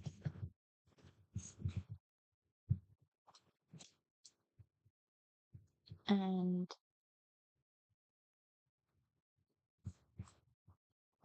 if I stand here, if Hugo's here, does Kleri get flanking almost? Yes. Excellent. He's gonna stand there. Okay. Help. Can he help? He can help as a bonus action, yeah. Cool. And he helps Kleri. So Klari already has advantage from flanking, so if you want, it would be better off helping someone else so they get advantage as well. Yeah, but I'm not close enough to Stix. And Arwen's got other things. It's 30 feet. Oh, I will help Stix. Okay, Stix has advantage on his next attack. Have fun. Okay, someone roll a d6 for me. I'm too scared to do that. 4. Okay, no breath weapon, so Namiri is just going to take 3 attacks again. That's going to miss. That's going to miss. And that's going to hit. So one of these spirits is going to take 9 slashing damage. more wary now, having seen the devastation the dragon can unleash. A little bit more wary, but she still lands a sizable hit on one of them.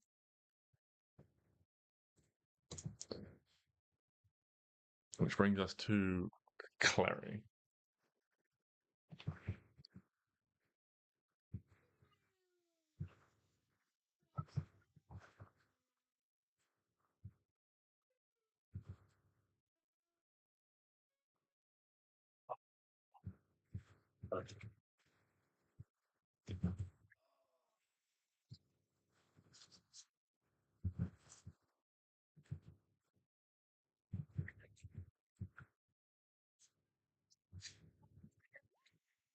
Oh shit.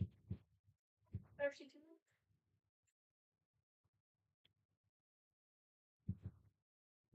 doing? 32.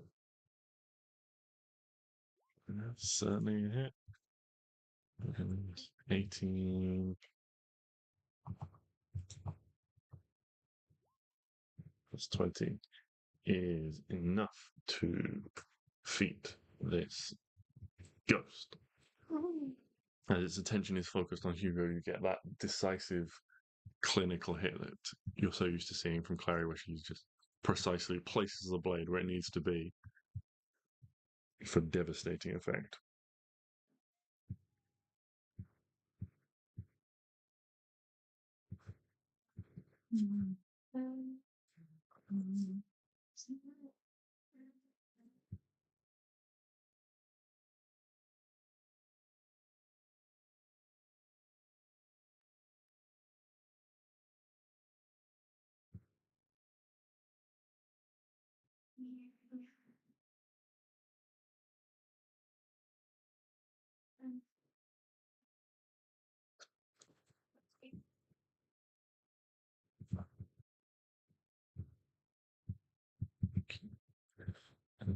Anything else, Klari?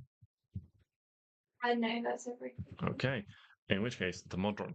And you hear this little clockwork voice pipe up.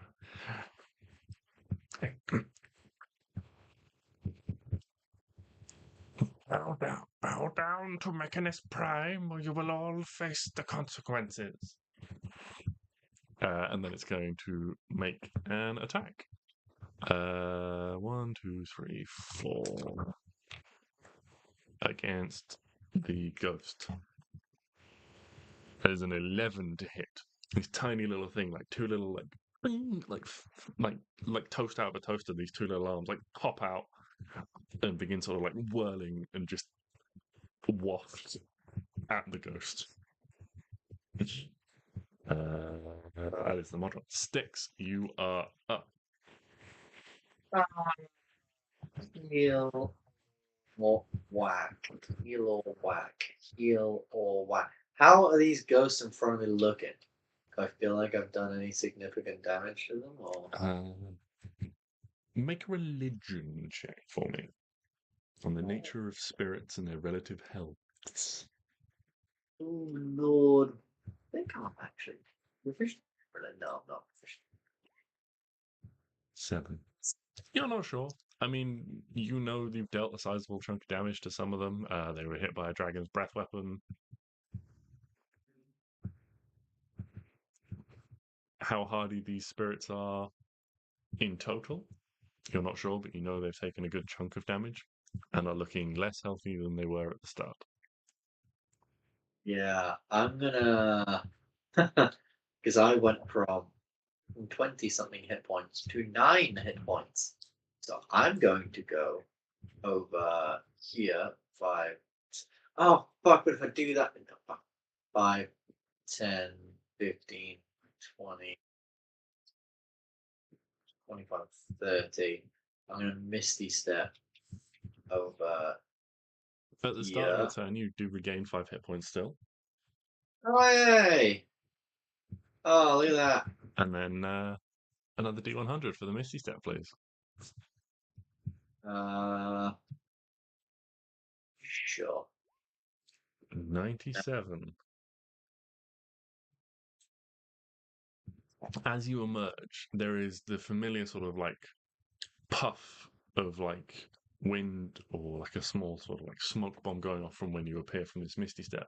But now, as the the cloud of mist dissipates, there is just a faint tinkling tune, like panpipes, in the air surrounding you. Lovely. My death is gonna have a soundtrack. And then I'm going to use my action to see. Here's the question: do I use my action to do some damage, or do I use my action to heal myself? So I can't do damage because I cast a spell my bonus action. So I'm going to heal myself, and I'm going to heal myself by 60 points. And that is me done. Okie dokie.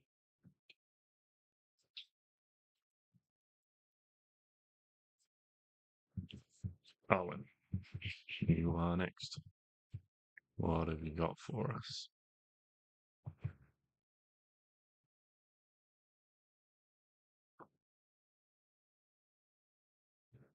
How healthy is Namiri? She's taken some blows.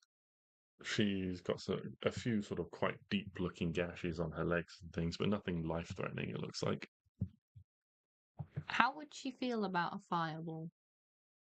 Like most people, probably wouldn't be too keen on the idea. Oh, I just left it with it. I mean, you can angle a fireball. Only get the commanders and You can speak, Can I throw a fireball at you? Not at you personally. I'll heal you on my next turn. Make a persuasion check. Pinky promise.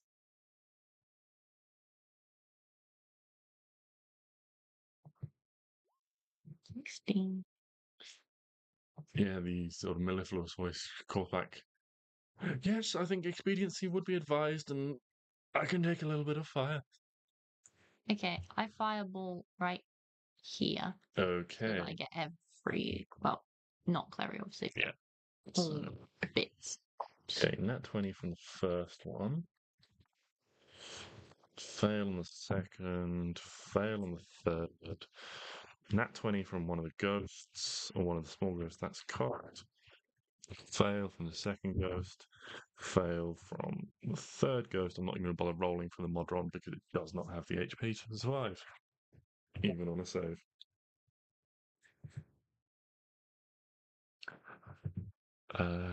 Bloody hell. Oh, that's well good. That is well good. So what Good. so those two passed, didn't they? Everyone else failed. So what's half of 37 is 18. So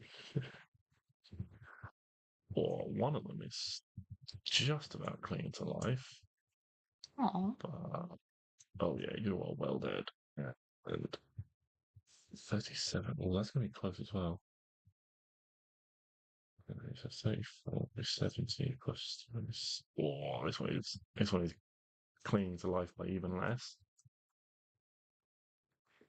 And this one, oh, he can't survive even though he passed. And this one takes 37 damage.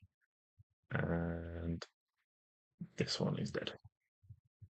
No, and so is the Modron. dead. He can bow down to me.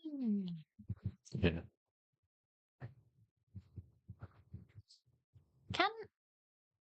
I mean, it's a free action just to talk, isn't it? Yeah. Can I try and intimidate the two in front of me? Sure. Now I've killed half of their people. I feel like,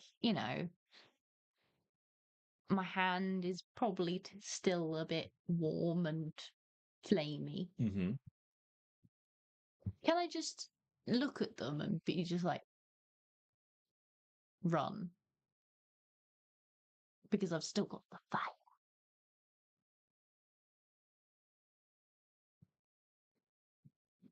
You just cast them a look at with the like Yeah, lingering that- embers and yeah. just say, "Run." Yeah. Yeah. Okay. Make an intimidation check. What is their intelligence and wisdom? Okay. What am I doing? Intimidation. Oh yes, I'm very intimidating. Apparently, 12. not that intimidating. It was worth a try. Because Yeah, then I yeah. get an attack of opportunity. Yeah. Sort of one of them just sort of steals themselves and just like frowns. The other one is like, in Elvish, just says, "We will not flee on the field of battle from you, despicable cultist scum." I've never been part of a cult, but thanks though. Oh shit. Arwen became part of a cult, even if it was just like a day before she realized what was going on. Or even when she realized what was going on, but they had free food. Yeah. Arwen was definitely part of some cult for like an afternoon, you know. She went to the sign up meeting, she had the free cake. I rose to the top. I disbanded Yeah. it because it got boring. Yeah, you rose to the top, but then said, "Oh, I didn't actually put my real name down in the beginning. So really, this is all just fake. Everything is fake." And then they all, Mm. "Oh yeah, I get At least 6 Oh. cults worship some sort of version of me. Jesus." I'm not hearing JJ deny this, so in the final fight, I'm expecting these cults to turn up and have well, Yeah. Uh, They're on our just like when, side. They just will like when do, you were but they're Wait. all it takes them ages to get anywhere because they've all only got one shoe. So they've constantly got like thorns and splinters, and they have to stop and like take them out and like clean and bandage the wounds and everything. It just takes them ages to get anywhere. And they have to polish their Oh, shoe it's every gonna day. be- Owen's going to be like a female version of one of them guys, like what you know when all the characters are old and it's like 60 years in the future, and Owen's just sat there in a bar, and she'll be one of them. She'll be the female version of like them old people at the bar who tell you really weird, wild stories that is almost certainly a lie. Like she'll be something like, "Oh, I had a pet dragon. I still have a pet dragon. He's just at home. Oh yeah, I went back in time once. Yeah. Oh, I actually Oh, I was actually the head of 6 different cults to different gods that were all just me. Everyone's just gonna be sure, sure, love.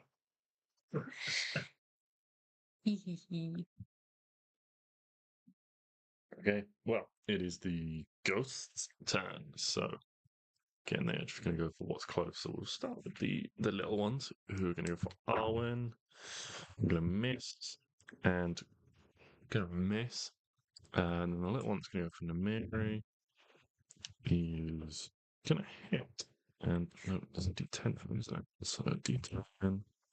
But she takes another 11 damage. She's looking quite the worse for wear now after that fireball and all the damage she's taken. And then this one is going to step up to Klari. And again, you hear a similar thing of, "You deserve nothing but pain and suffering, cultist, for what you've done." As they step in and going to make 3 attacks. Again, using the bonus action to make the Martial Fury for some extra damage, but does leave them vulnerable, so all attacks against them have advantage. First attack is a 17.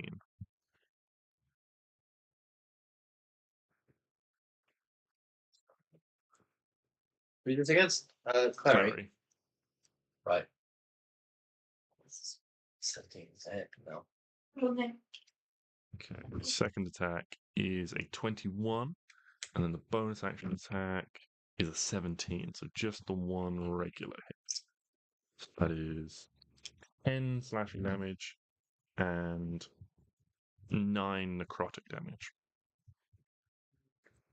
Can I evade?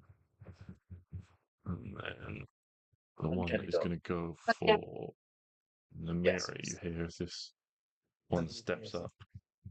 You hear in Elvish again, "I'm sorry, it brings me no pleasure, but they have corrupted you." That's going to miss. And what is Namiri's AC? Because that is no, that's going to hit. Yeah. And that's going to hit, which is the bonus action attack as well. So the first a regular attack, and the Miri takes 6 slashing damage and No. 16 necrotic damage for 22. 22.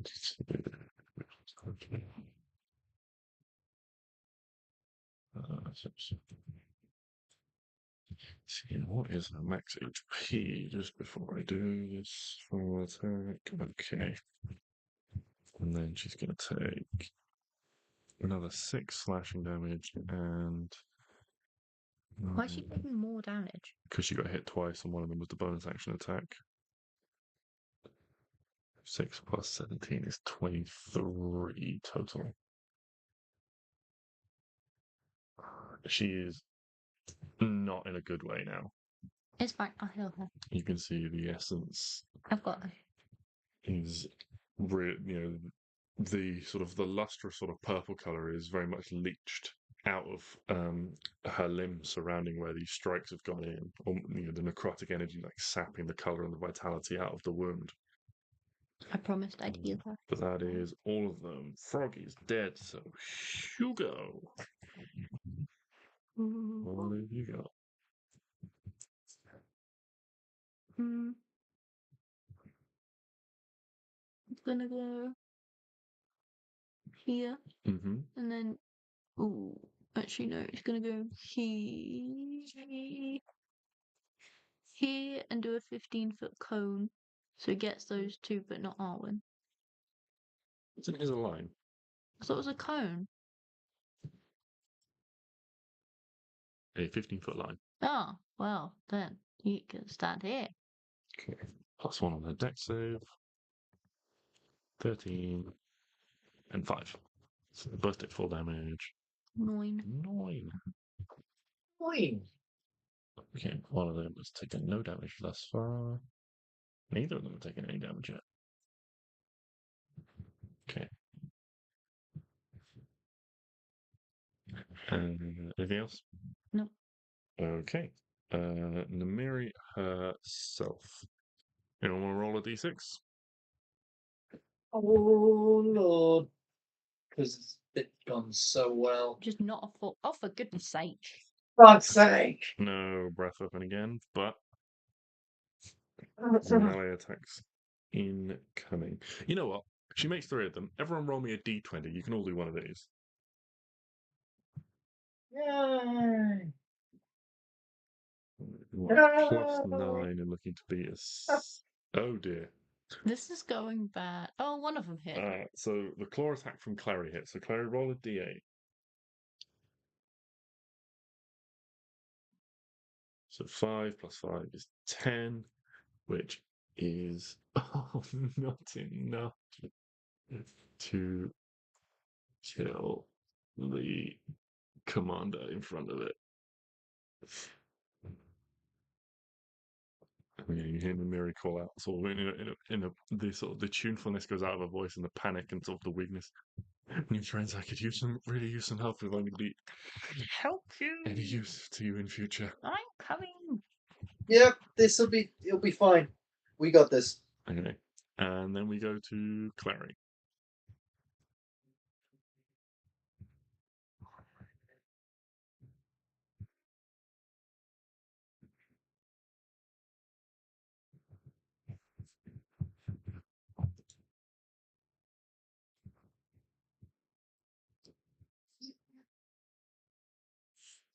Yes.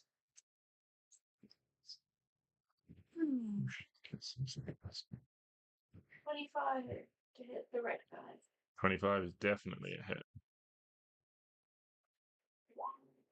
And then 13.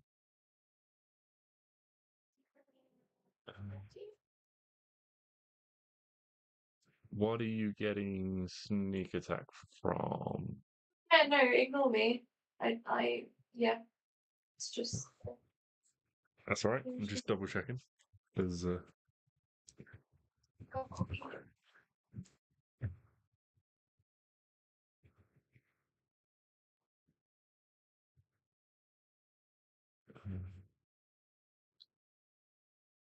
All right. We are back at the top of the round. Stix. Stix as healed, spieled, and is ready to wield. So Stix, the Miri's really hurt. He's going to come in 5, 10, 15, 20, 25, 30, 35, 40, right. I'm going to use my first Starfall Spear attack. This motherfucker. Ah!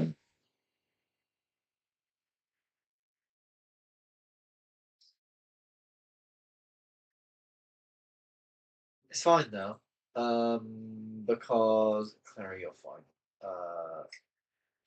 Miri needs help.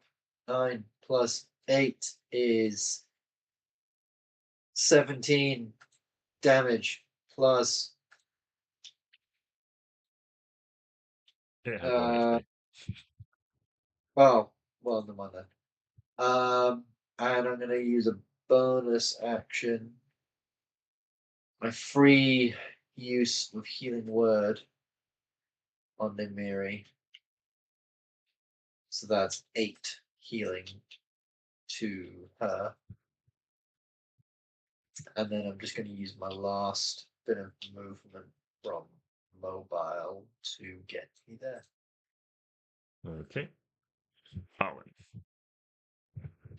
She can have 70 hit points? Yep. Have 70 hit. Oh, no, she's gonna have. When you cast this spell using a slot. 80. 80 hit points. There you go. Yeah. Arwen just unleashes this big heal. Is that how you do it with Yeah. you blow a kiss? Okay, very nice. Any bonus actions? Nope. Okay, can you roll a D100 for me? Yeah.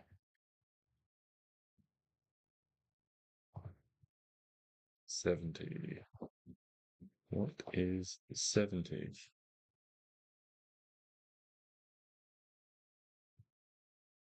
A fireball goes off in my face. Hold on. 5, 10, 15, 20, 25, 30. 5, 10, 15, 20, 25, 30. Okay. Arwen, you blow this kiss to Namiri. She goes invisible. Oh. So do all the ghosts around you. So does Hugo. Oh, fuck. Do I? No. Oh. That's upsetting. Doesn't Hugo as well? Hugo, yes, but not Oh, and just everyone else. everyone within 30 feet turns invisible. Can I know where my baby is, please? He's invisible. But I need to be him. All right, with your logic. Thank you. I'll just pretend I don't know where he That's is. fine. All right. Ghost's turn. If there's nothing else, Arwen? Do they know they're invisible? Yeah. Oh, okay. Yeah, I'm good. Okay. All right. Well, the ghosts are all going to make some attacks, and the invisible ones are going to have advantage. Yeah, but I know they're there. But they're still invisible, so you can't see it coming. True. First one, it's going to be a 24. Second one, fish for a crit, is a 21. So Arwen takes 10, 18 slashing damage. And it's just a straight roll, and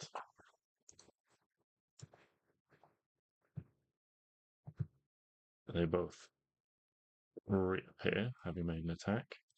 The next one is also going to reappear as it's going to make an attack against an invisible Kleri, so it's just a straight roll. As it's invisible, and so is she. Advantage. And then the third one is going to split up its attack. So first one is Kleri, second one is Kleri, third one is Stix. Okay. So 23 to hit Kleri. So the first attack against Klari deals 7 piercing damage and 16 necrotic damage. Second attack missed, and so the one against Stix is gonna hit and deal 11 slashing damage and 15 plus 22 necrotic damage from this last lingering commander spirit. Again, in other words, like, I will not go quietly into the night. For what you have done, you heathens, you will suffer. Okay.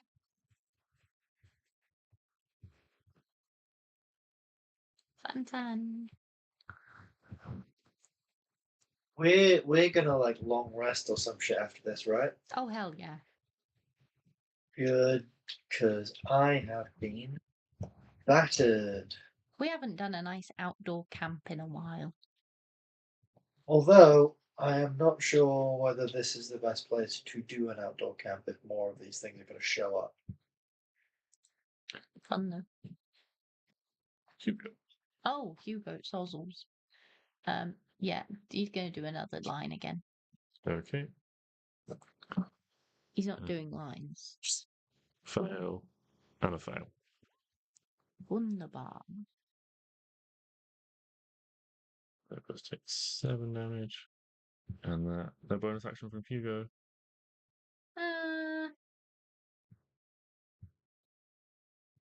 Yeah, he can help.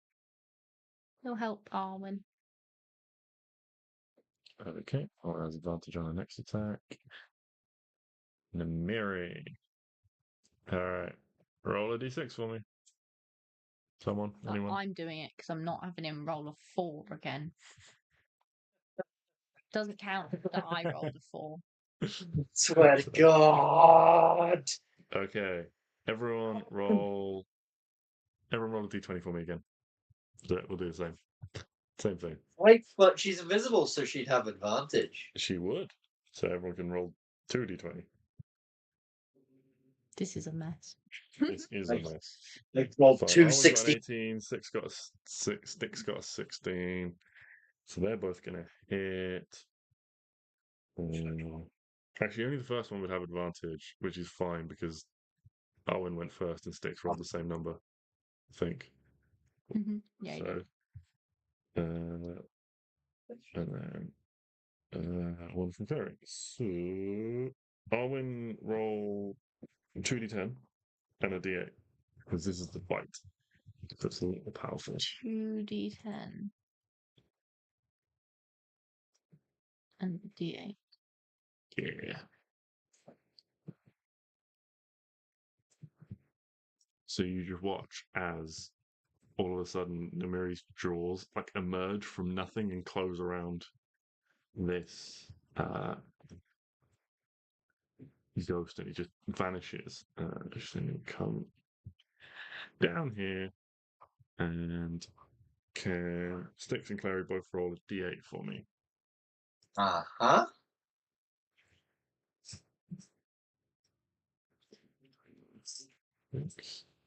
Six. And if this is a 7, it'll do it. Okay. You jinxed it. So is just still up. But that brings us to Kleri, who I'm sure will finish the job. Stab. Oh, yep. Oh, yes. Is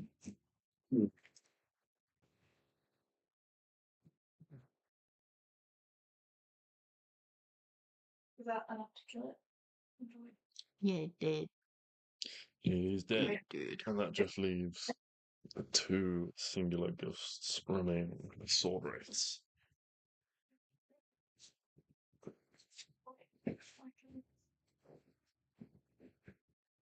Can I use my back on a different creature?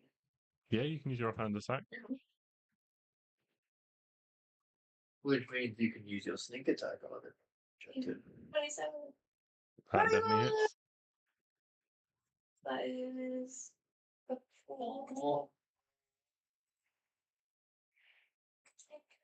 Sneak attack. 9. Oh, 33.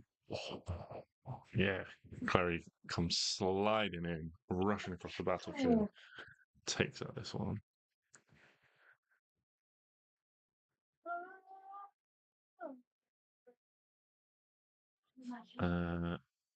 Which means we are top of the round with Stix again.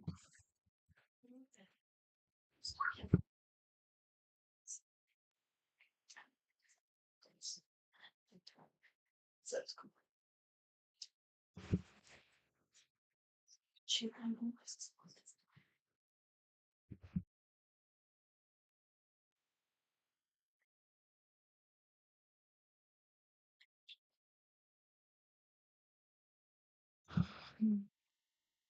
Stix. Stix is There is got this thing. one singular ghost left. One singular ghost, and Stix is going to just be grateful for life in all its wonders. 10, 15, 20, 30, 40. Fucking die. Die. Die. Die. Die. Die. 19 plus 17 is over 30, which is enough. Yes. And a final D100 roll for me, if you wouldn't mind, please, Stix. Hey, I also, would. yeah, I should have made you roll one for your wild magic, but it's too late now. Not your wild magic, your wild shape. When you did that earlier, because that's also magic. But that's Huh? fine. A 7. Also, at the beginning of your turn, Stix, you still regain 5 hit points. At the end of Okay. because he rolled an option on the table, that means he regains 5 hit points at the start of his turn for a minute. Can everyone roll a dexterity saving throw, please? And Stix, can you roll me HD6? No. I'm putting a file into HR for this behavior. You'd all benefit from Stix's bonus. So you'll have +5 to your roll, and you only need to beat Stix's spell save DC, which I believe is 19 now. It is 19 now. So Arwen, you pass. Hugo passes, so he takes nothing because of evasion. Oh, apologies, that's D8s, not D6s, although 8 That's D8. so fucking hell. Oh, it's just slightly Okay. higher than that. Uh, I run up to this thing, and as I hit it, my blade fucking explodes. And I'm like, Yeah. how did I do that? Kleri, you pass, so you take no damage because of evasion. And Stix, you failed because it's centered on yourself, which is fair enough. So Stix, you take 29 fire damage, but it's a spell, so you only take 14. Arwen, you'd take 14, but it's fire damage, so you halve it to 7. And you're in Stix's aura, so you halve it again, so you take 3 fire damage.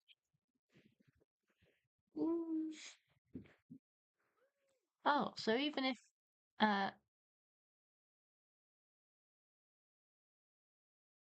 Hugo was hit, it wouldn't even affect him. Oh no, because it's No. fire.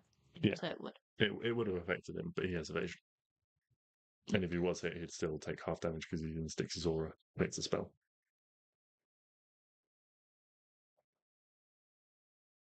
Oop, oop.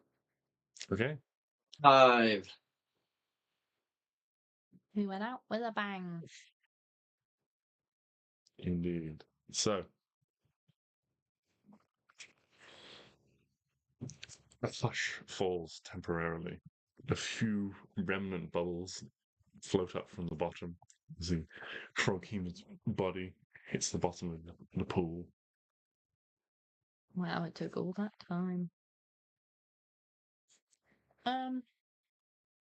Cool. Yeah. I Wow. guess we could go to sleep. Or we could find somewhere a bit nicer that doesn't Yeah. make us Does it look like explode. there's? Yeah, I think this place is fairly exposed. There's whatever's going on underneath the water and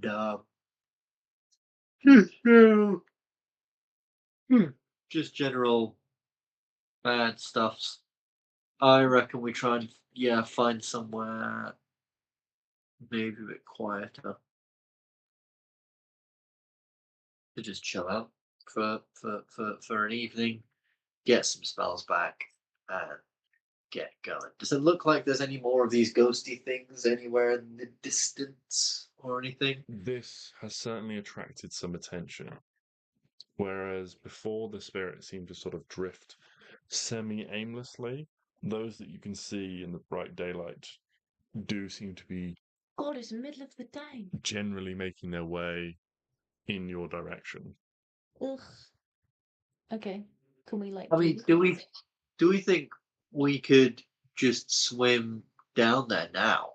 Now that everything's cooled off, Yeah. maybe take a rest wherever we end up. Surely that's got to be safer than a fucking plane surrounded by ghosts. Mm-hmm. Cool. I will really quickly, however. How's everyone looking? Like HP. Oh yeah. Mary God. is about half. I'm at half. All right. I'm gonna do aura vitality, and I've Oh, Stix, got I think you had about 7 rounds left on your thing, so you get another 35 hit points. 35 hit points. 35 hit points. Awesome. That puts me at exactly 100 HP. Pretty nice. So yeah, I'm gonna do aura vitality, which means I need to roll a D100. Yeah. A 5. I had A this earlier. Modron appears. You guys immediately slaughter it. It goes away. It just appears. Yeah. I don't think I we was did it with wondering slaughter. what We new cult kind I of could kick it join. aside because it's a Modron and it's like like a geometric shape. It just falls on its side. And it's like ah. Help Yeah, me. better. That's better. You will pay for this. What happens if we just put it in the water? It just What? sinks. Like, is it electrical? No, it's mechanical. It's like clockwork. Ah. For safekeeping, I'm just going to use my spear and just slowly push it to the water. Sure. Just tidy the place up. 2 Modrons need air. Just like you need to figure out Yes. your health and go look for that. So I have 10 rounds of 2d6. That 10 rounds of 2d6. 10 times 6 Yeah, it is 60. does. It drains. That's 100. No, Drowns and disintegrates. that's 100 d6 as well. No, 10 rounds of 2d6. So I'm going to use 3 rounds on each of you to give you each a little bit of HP.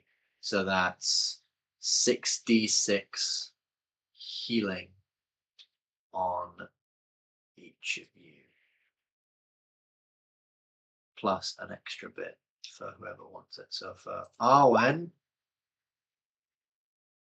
that is abysmal. But you get 11 HP. Thanks. For Namiri gets 19. That's also pretty shocking. And for... What's that noise? Oh, it's on there. Oh, thank God. I could just hear this like and it sounded like something like a little creature moving. And I thought we had like I am a fucking freak. little creature. You get 16 hit points back. That really wasn't worth. You've been You've been blinded by the good effects of Doc's healing with this spell. I have. I thought, oh yeah, that'll do everyone a little bit, but no, you fucking. Yeah, because Yeah, Doc gets to add +5 to every roll. yeah, It's To every roll. Hmm. So even if you get a 1, you actually get 6. Yeah. Shit. Whereas Yeah. 2d6, so it'd be minimum 2, but yeah. Because Doc is a good boy at healing. Indeed. Actually, now he doesn't have to roll as well, so it's just a maximum of 17. Yeah. I 17 honestly, hit points. that 6 + 6 is 12, +5 is 17. But there's like 6d6 there. Yeah, but so one roll is 2d6. Oh, right, okay. actually, I still technically have one set of 2d6s left. So Arwen, you also get. Oh, So- 7. Well, that's all right. 16, 18, and 19 overall. It's okay. Ooh. Is there anything else I can do? Just like as really quick heals. I mean, I could do that again, but I don't really want to.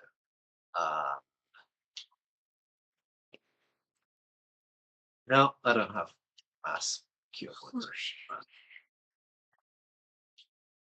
Good prayer of healing. That's I what like it when you close a tab on a monster. Makes me happy. There's one I being dead for old. I completely forgot that Doc doesn't even need to roll healing. It's great. That made me really happy with the decision I made earlier today. Now, yeah.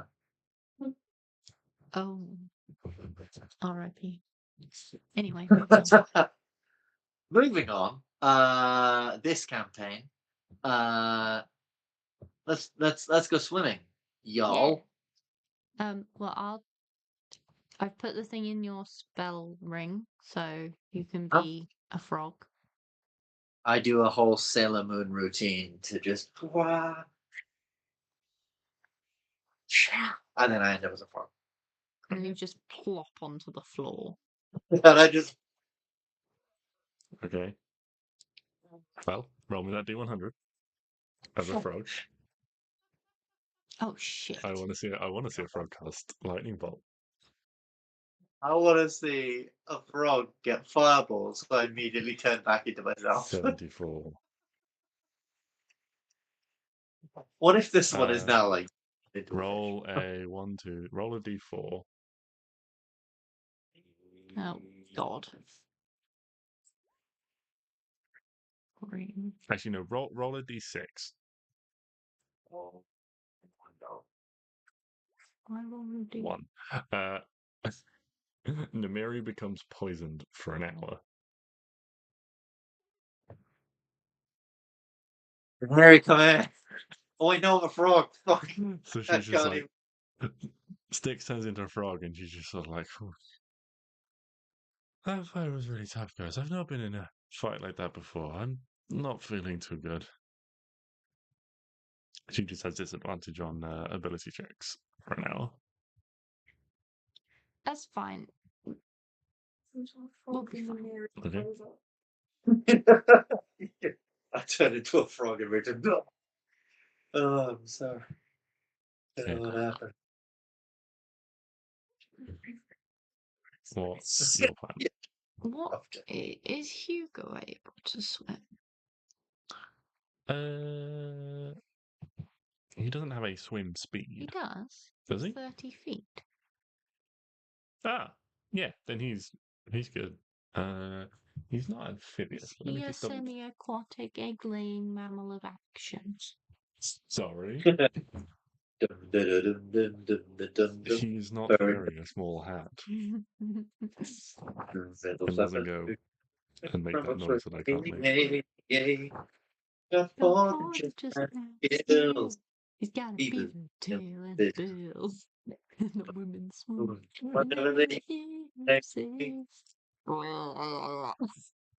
It's Kleri. Hugo is fine. Black dragons are amphibious, so he can breathe underwater. There was genuinely a time in my life where I would have said that was my favorite song.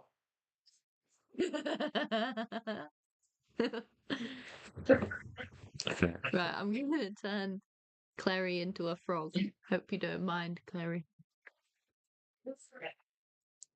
Would you like to do a Sailor Moon routine as well?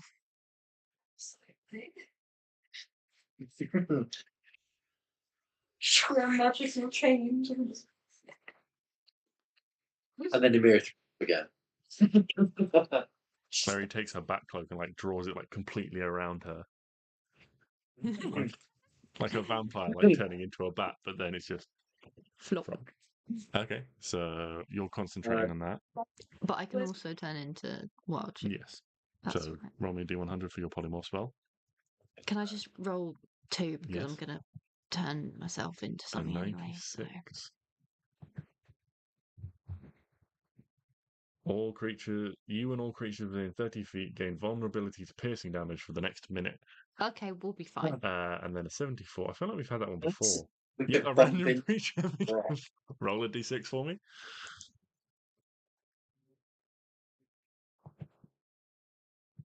Some frog somewhere becomes poisoned. Oh, okay. Oh, poor baby. It's fine. If He it's ate some me, bad flies. Oh, It's the one from before. He ate all the flies. him, please not Who him. ate all the flies? Who ate all the flies?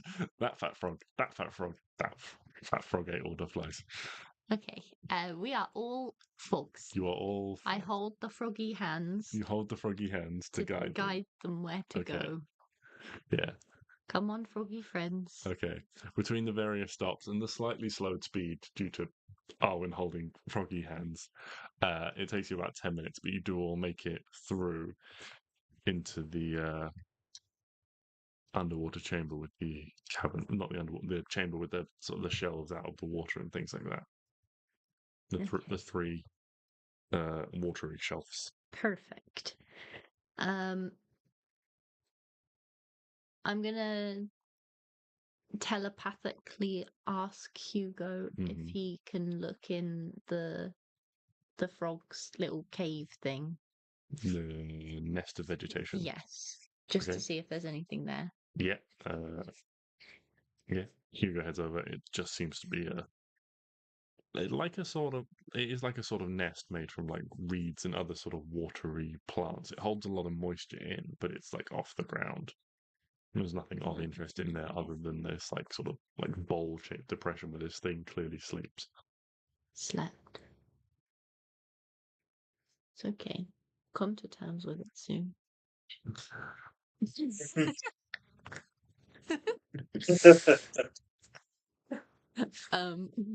And then there was That's one. another one. Roll initiative. No, there was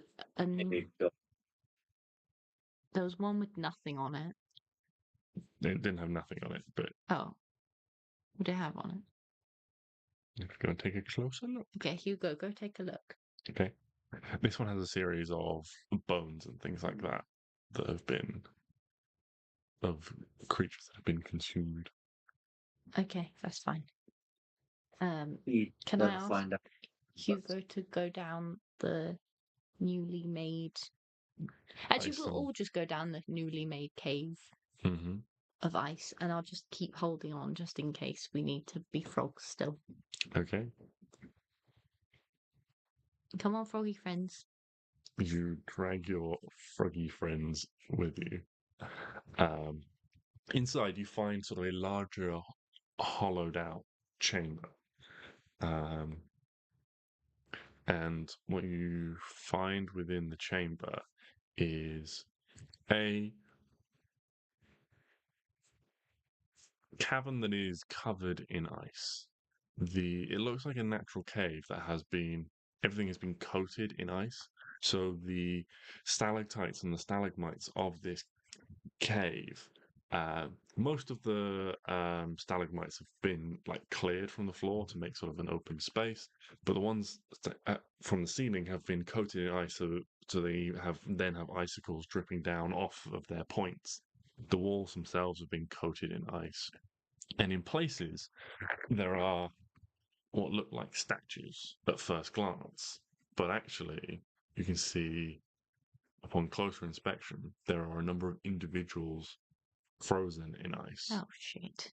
And off to one side, you can see a large section of frozen wall where there is a modest amount of gold and jewels piled up, but completely encased in a hard block of ice. Is that it? That's Are it. we at dead end? You are at a dead end. Oh, for fuck's sake. And this space is large. Now, this cavern that you've gone into, it's big. It would be big enough for a large dragon to comfortably move around in, and could have contained, you can easily tell, a lot more treasure. Okay. And so the only thing in here is that icy block to the side. Yes. Can Namiri do a fire? To Not the breath. fire. Yes. Yeah. It takes a bit of time. This is more as a set thing against the wall rather than like an opening that's. Hugo will help. Yeah, you can shatter the ice surrounding the treasure Mm-hmm. if you want. Okay, yeah, like an amount of gold and jewels is released.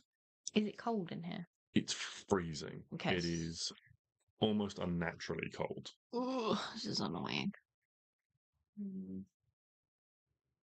Yeah, all of your little froggy pals are sort of shivering, trying to get back to the water where it's warmer. Where they're not. That's where their instinct is driving them to. Get back to the warmer waters. You know, your breath from all of you is misting thickly in the air.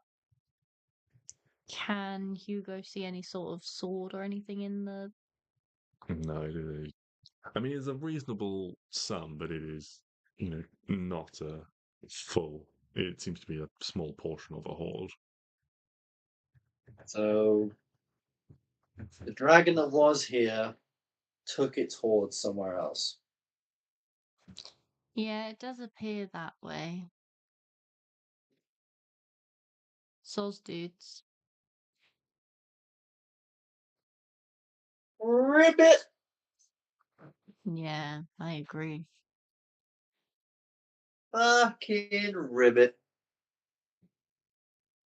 And there's definitely nothing else. There's nothing. There's And just we can't get out this way anywhere. not that you can There's see. no hole in the sky. Nope. Right, kids. That's like an underground sort of vault type deal that the dragon had. No one has the ability to cast like detect magic. You can't. We are frogs. We are frogs, yeah. And I don't have the wild Yeah. shapes to wild shape again.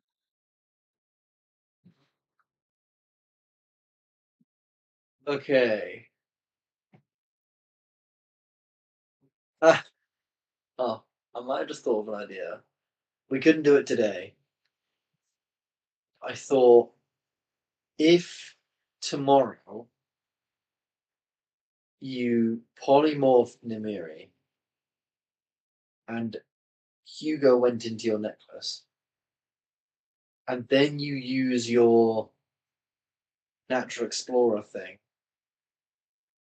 do your ranger ability to be able to like detect dragons, would that still detect Nimiri? Yeah. I believe it does, doesn't it? It depend on the wording. I don't think I've got the whole thing. I've got like an abridged version. Can you pass me? I don't know which one it's even in. I think it's in the normal one. There you go. Is it a raid? It's a ranger thing yet.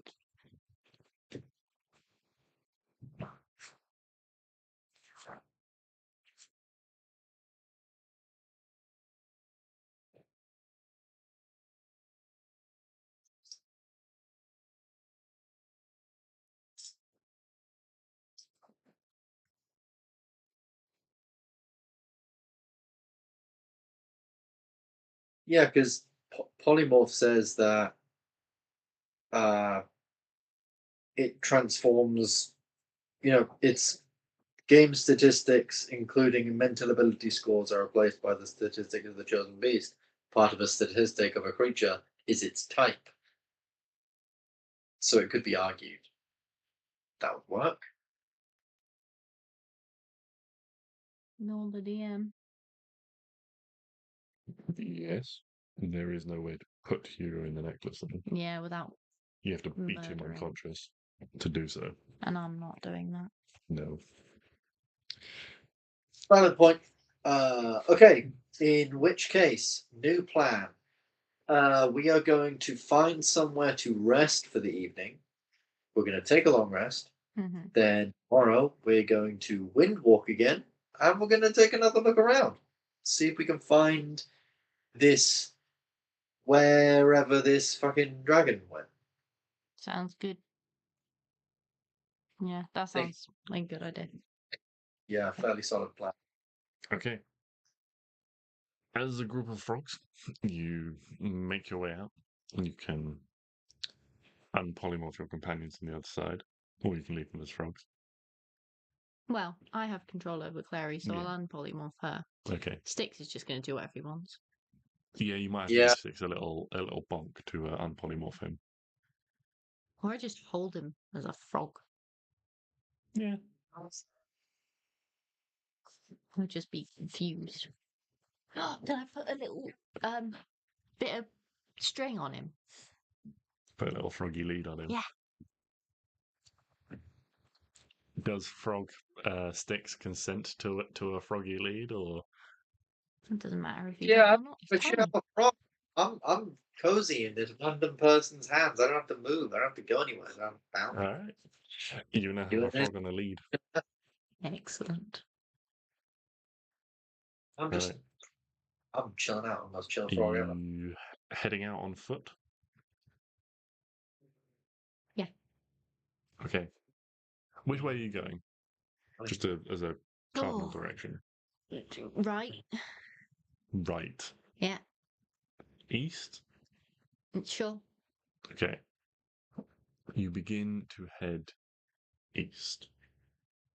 Eventually, you make it to a clear edge of this battlefield. There is a tightly planted border of trees, and you can see each of the trees is etched with a rune.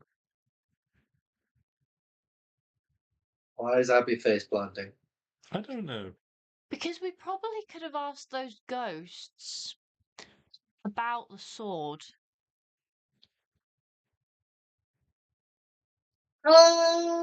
Yeah. Yeah. Hey, there's more around. Yeah. I mean, as you walk, you take a slightly circuitous route to avoid other spirits. You do pass several decade-old skeletons that were never cleared from the battlefield. Ugh. Oh, did they not have Speak with Dead No. to fucking talk to the fucking ghosts? Can I get it? Can I get Speak with Dead? Yeah. It's got to be a Gotta be paladin able spell, to. surely. What level is it? First? Third. Oh no, bard and cleric only. Son of a bitch. That's so Do we have sad. wait, hold on. Didn't we get a scroll of it? No, maybe not. Don't know. Check your inventories. If this was Baldur's Gate, we would be fine because I'm 50.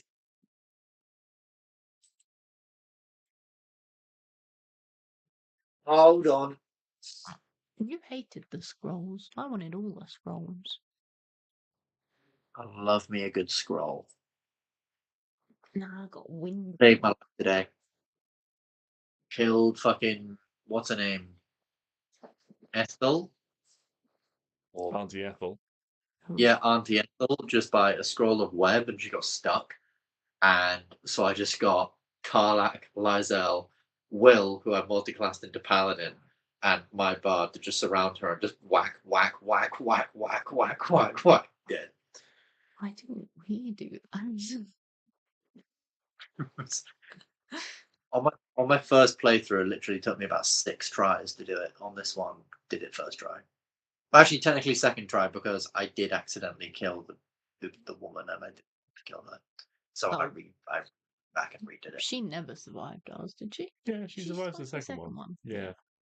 Because the first one I tried to put out the cage on fire and I ended up destroying the cage, and so she fell to her death. How did you do that? I thought casting an ice spell at it might work. That's what I did my time. I just used fucking Ray of Frost. Boom. Put it out. I think I used chromatic orb. Oh yeah. That's unfortunate.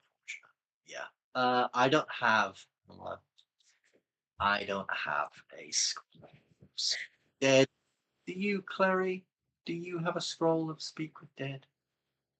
Probably not, but it's worth looking through your stuff. Maybe not. Maybe I just dreamt that.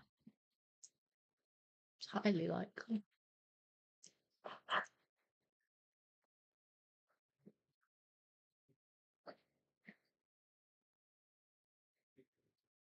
No, you have a scroll of sleep. Scroll of that's it. sleep. Yeah, and a scroll of earthquake. And a scroll of fabricate. Can we fabricate a scroll of Speak with Dead? No. That's fine. We could just find some undead to speak to, but I'm looking kind of rough, and I don't really want to get in a fight. Actually, I mean, I'm looking okay, but yeah, I don't really want to get in a fight that we don't need to get into. No, I think we find somewhere to, rest that isn't gonna make us blow up or whatever. Yeah. Yeah. And then we get at it tomorrow. Yeah, sounds good. Okay. Well, you approach the edge of the battlefield, the trees ringed with ruins. And as you step between the trunks and breathe the clean air on the other side, another spirit emerges. This one much more together rather than the other spirits inside that have been almost wayward and coalesced at your presence in the sight of violence. This one appears almost solid in its conviction as it stands before you.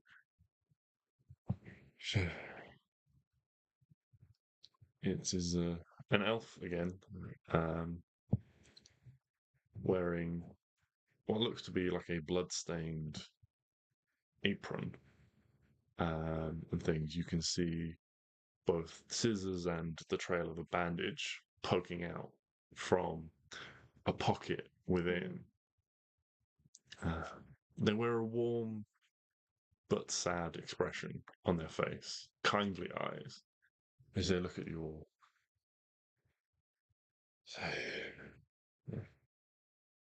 Not too many who go in come out.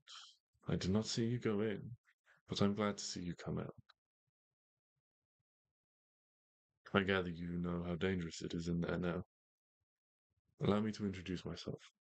I am Medicus, Medicus. guardian of this patch of forest. Oh. Self-appointed. Love that for you. This battlefield was a scene of so much death, my own included, and so many sad and lost and purposeless spirits remain. But my goal was always clear: to save people, to help people.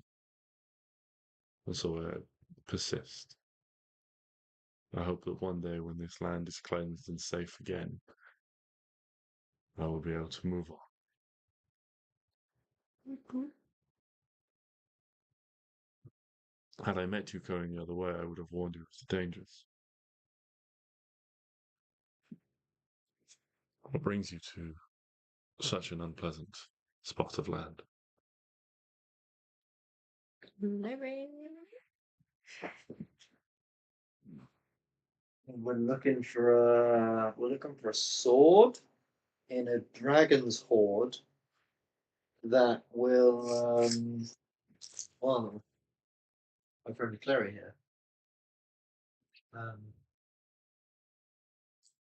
Take it away. One more here.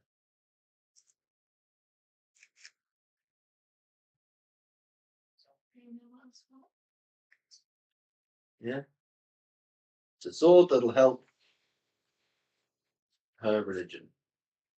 A moon touch sword, I think. Moon blades, something along those. You know of any dragons that live here, live near here, that lair near this place? They regard Kleri closely as like was not much one for religion. I'm afraid I cannot tell your ways from what little I know. Many powerful swords were brought upon and fell upon this battlefield. Most, or all, as many as I could be, were reclaimed by descendants, although not all.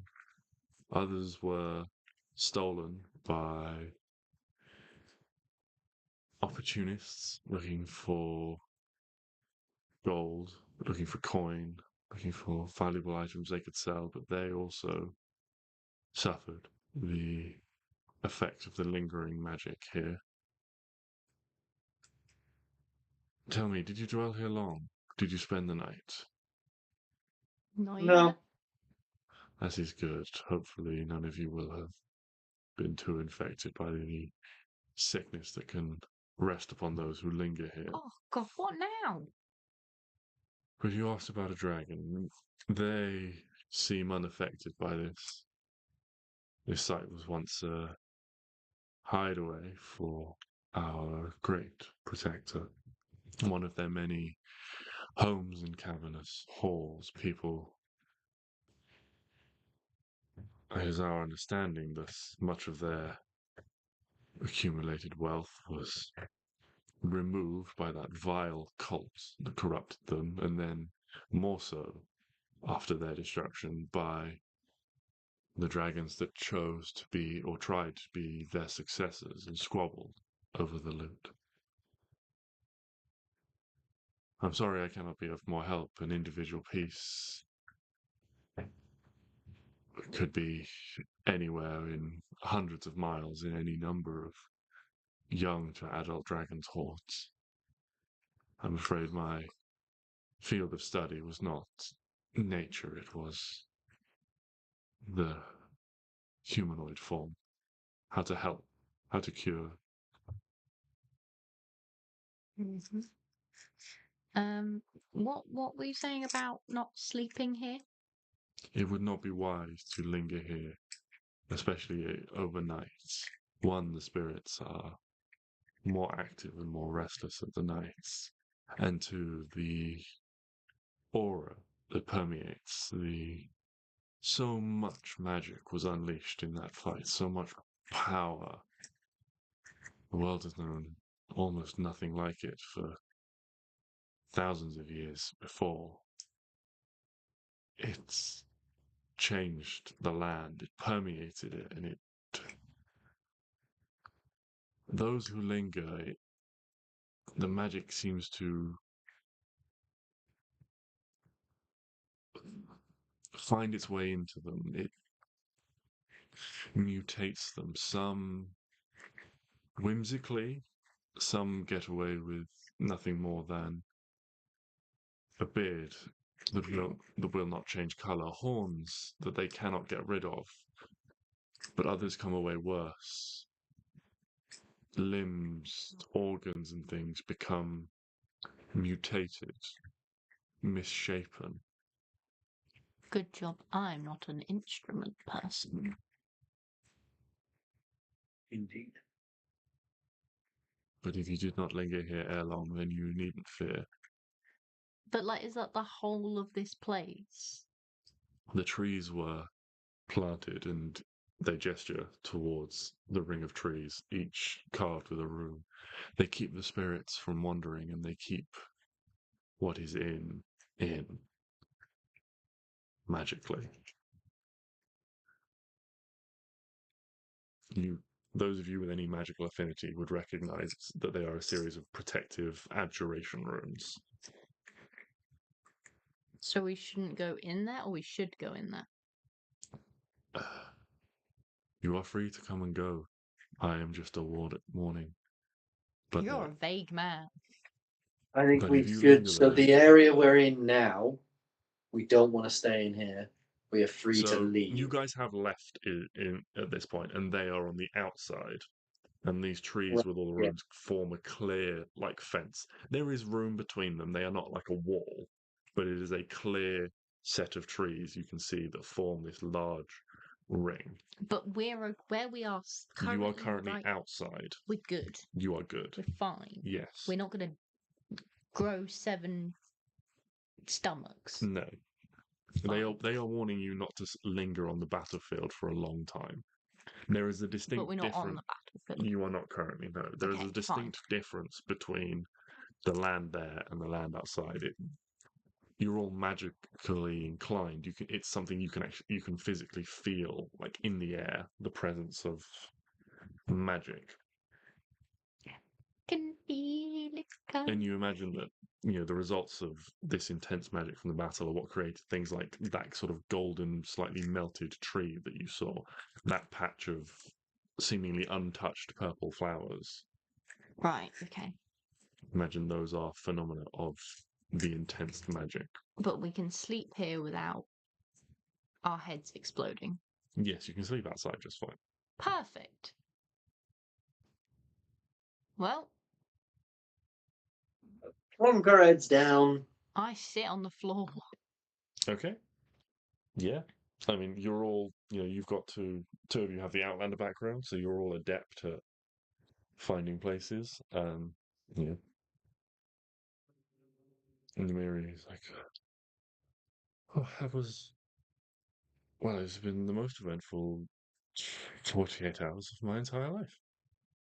It's not over yet, my guy. I'm It's fine, you can sleep. not sure I have the capacity to keep up with all of you, but I owe you all a debt for saving me from that awful place, so I will continue to help you where I can. You and Hugo Thank you. curl up. You wouldn't. No, Mary, you wouldn't happen to have some kind of connection to dragon you can manipulate and use to help us find a dragon, or you don't happen to be able to sense dragon's magic and Because stuff. you used your echo. My echo? Yes, you used your echo. What's an echo? You in another dimension or something. I don't understand. I don't know how I would have. I don't know, mate. All I know is Salvador Dali. Sardior. Said, Salvador Dali. I couldn't remember Fucking his hell. name. He said that you called out from your echo over the dragons of the universe, and he heard you, and that's why we knew to come and save you. I mean, I was in such loneliness and desperation. I called out as far as I could. I tried to reach out to anyone for aid, but Cute. Love that. I clearly reached out beyond what I knew. In terms of sensing the presence of other dragons, I mean, maybe somewhat in very close proximity, but not on a wide scale. I could act as a sort of, I'm not sure of the word, but an infiltrator is too strong a word for it, but a Me. reconnaissance. I could put myself out in the forest for a few days, maybe, and see what I can garner from Oh, other dragons. Oh. See if I can then get them to make contact with me, find signs of them. I can travel much faster in the air. how far can you travel? I think she's got something like an 80-foot fly speed. Oh, Um, something like that. As a 80-foot fly speed. So We could do better. is there any way that with- maybe like Hugo could go with her to kind of if you want, learn some dragony things? yeah, if you want. Because that lady was mad at me that he didn't know dragon things. Yeah, it's up to you. If you want to send the two of them off on like a information gathering mission, Yeah. okay. The first sign of danger, you come back here, okay? Do you hear me? Okay. He gives you a very clear yes, well. Okay, good. I love you. And if you get scared, you come back. You know where I am. Mm-hmm. Yeah. Oh, I'm scared. Oh no, is this what being a mother feels like? So is that your plan? How long are you're going to wait here and give them some time to do some recon? Yeah. Maybe. Yeah, I think we could maybe have like a look around, like maybe try and talk to some ghosts and stuff, and they could try and talk to some dragons. Yeah. I mean, we can have a rest first, everyone yeah. together. Basically, just kind of just for my reference, like how long do you tell them to look? You know, like a day, 2 days, a week. You No, know, not a week. Can't. just as a Like, we could. I'll tell you what we could do. We could give them a day, and while they're out doing their thing for a day, we could look ourselves with Wind for a day, and Mhm. we meet back right here, Good plan. this exact spot. And Mhm. I'm going to. Oh, what could I use as like a marker? What could we use as like a marker of like this is the very specific spot? Mm, Could I do some like druidy shit with druidcraft? To sort of, it's not listed on the things you can do, but it feels like a fairly innocent thing of like, can I like climb a tree near us because we live near the forest? Can I climb up the tree and then just start turning some of the leaves like if they're green? Can I just start turning some of them like more different shade of green or like a yellow or a red? Just sort of like tinting the leaves color. Um, yeah. so that So basically it's more you know, you identified. can instantly make a flower blossom, a seed pod open, or a leaf bud bloom. So I say, yeah, you can like climb a tree, and what you can do is with some druidcraft and things, you can create like a sizable section of like blossom in the canopy that is not anywhere else because it's not that season. Yeah. And so this one So, tree like stands out because it's got the like this tip of like white and pink blossom that you've created perfect. as This a is signifier marker. of the location. Meet back here in a day. So we're gonna wind walk about and have a look and see what's around. They're gonna have a fly about with their draconicness and Mm-hmm. have a look around. Okay. And we meet back up and figure out a plan from there. Okay. So I say for them, they'll probably like there's a few hours left in the day now. So if you're happy with it, they'll head off. The two of them will head off now, get a bit of the day done, and then meet back the following like afternoon, evening, and then you guys can wind walk around the next day. Okay, that sounds good. Um, so with that in mind, you guys, and is there anything anyone would like to do? Any conversations anyone would like to have before the end of the day? Think so? No, no. don't think so. Okay. I think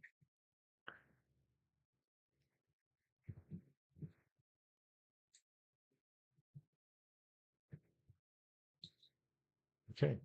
Well, in which case, we will jump back to the following day, or jump forward, sorry, not back, to the following morning. You guys can all take a long rest. Nothing in these woods is, well, not nothing, but it is highly unlikely that anything in these woods is going to harm adventurers of your caliber. And in the morning, you get up, you prepare for the day, you have some rations and things that you've prepared for breakfast or something that you've caught or foraged. And as you are preparing, you all receive a message in your minds that reads as follows. Fellowship of Aegis, I am Xanathea, contacting you on behalf of Lady Genevieve. No! Oh no! Oh no! Oh no. What's happened? And you'll find out the rest Fuck off! next time, No! No! because I like a cliffhanger. I've got to keep you wanting more.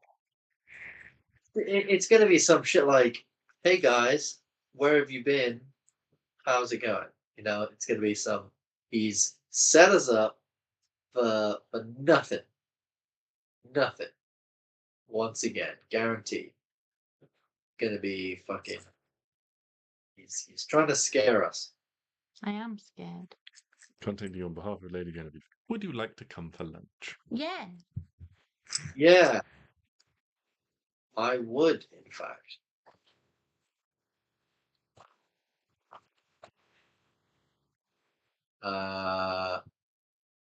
Awesome. Well, thank you very much, JJ.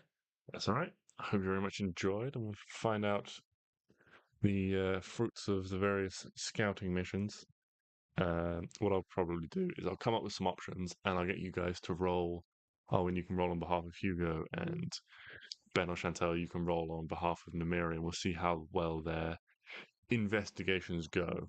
And then we'll, based on how well that does, we'll see what you learn from them.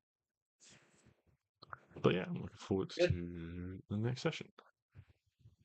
Oh.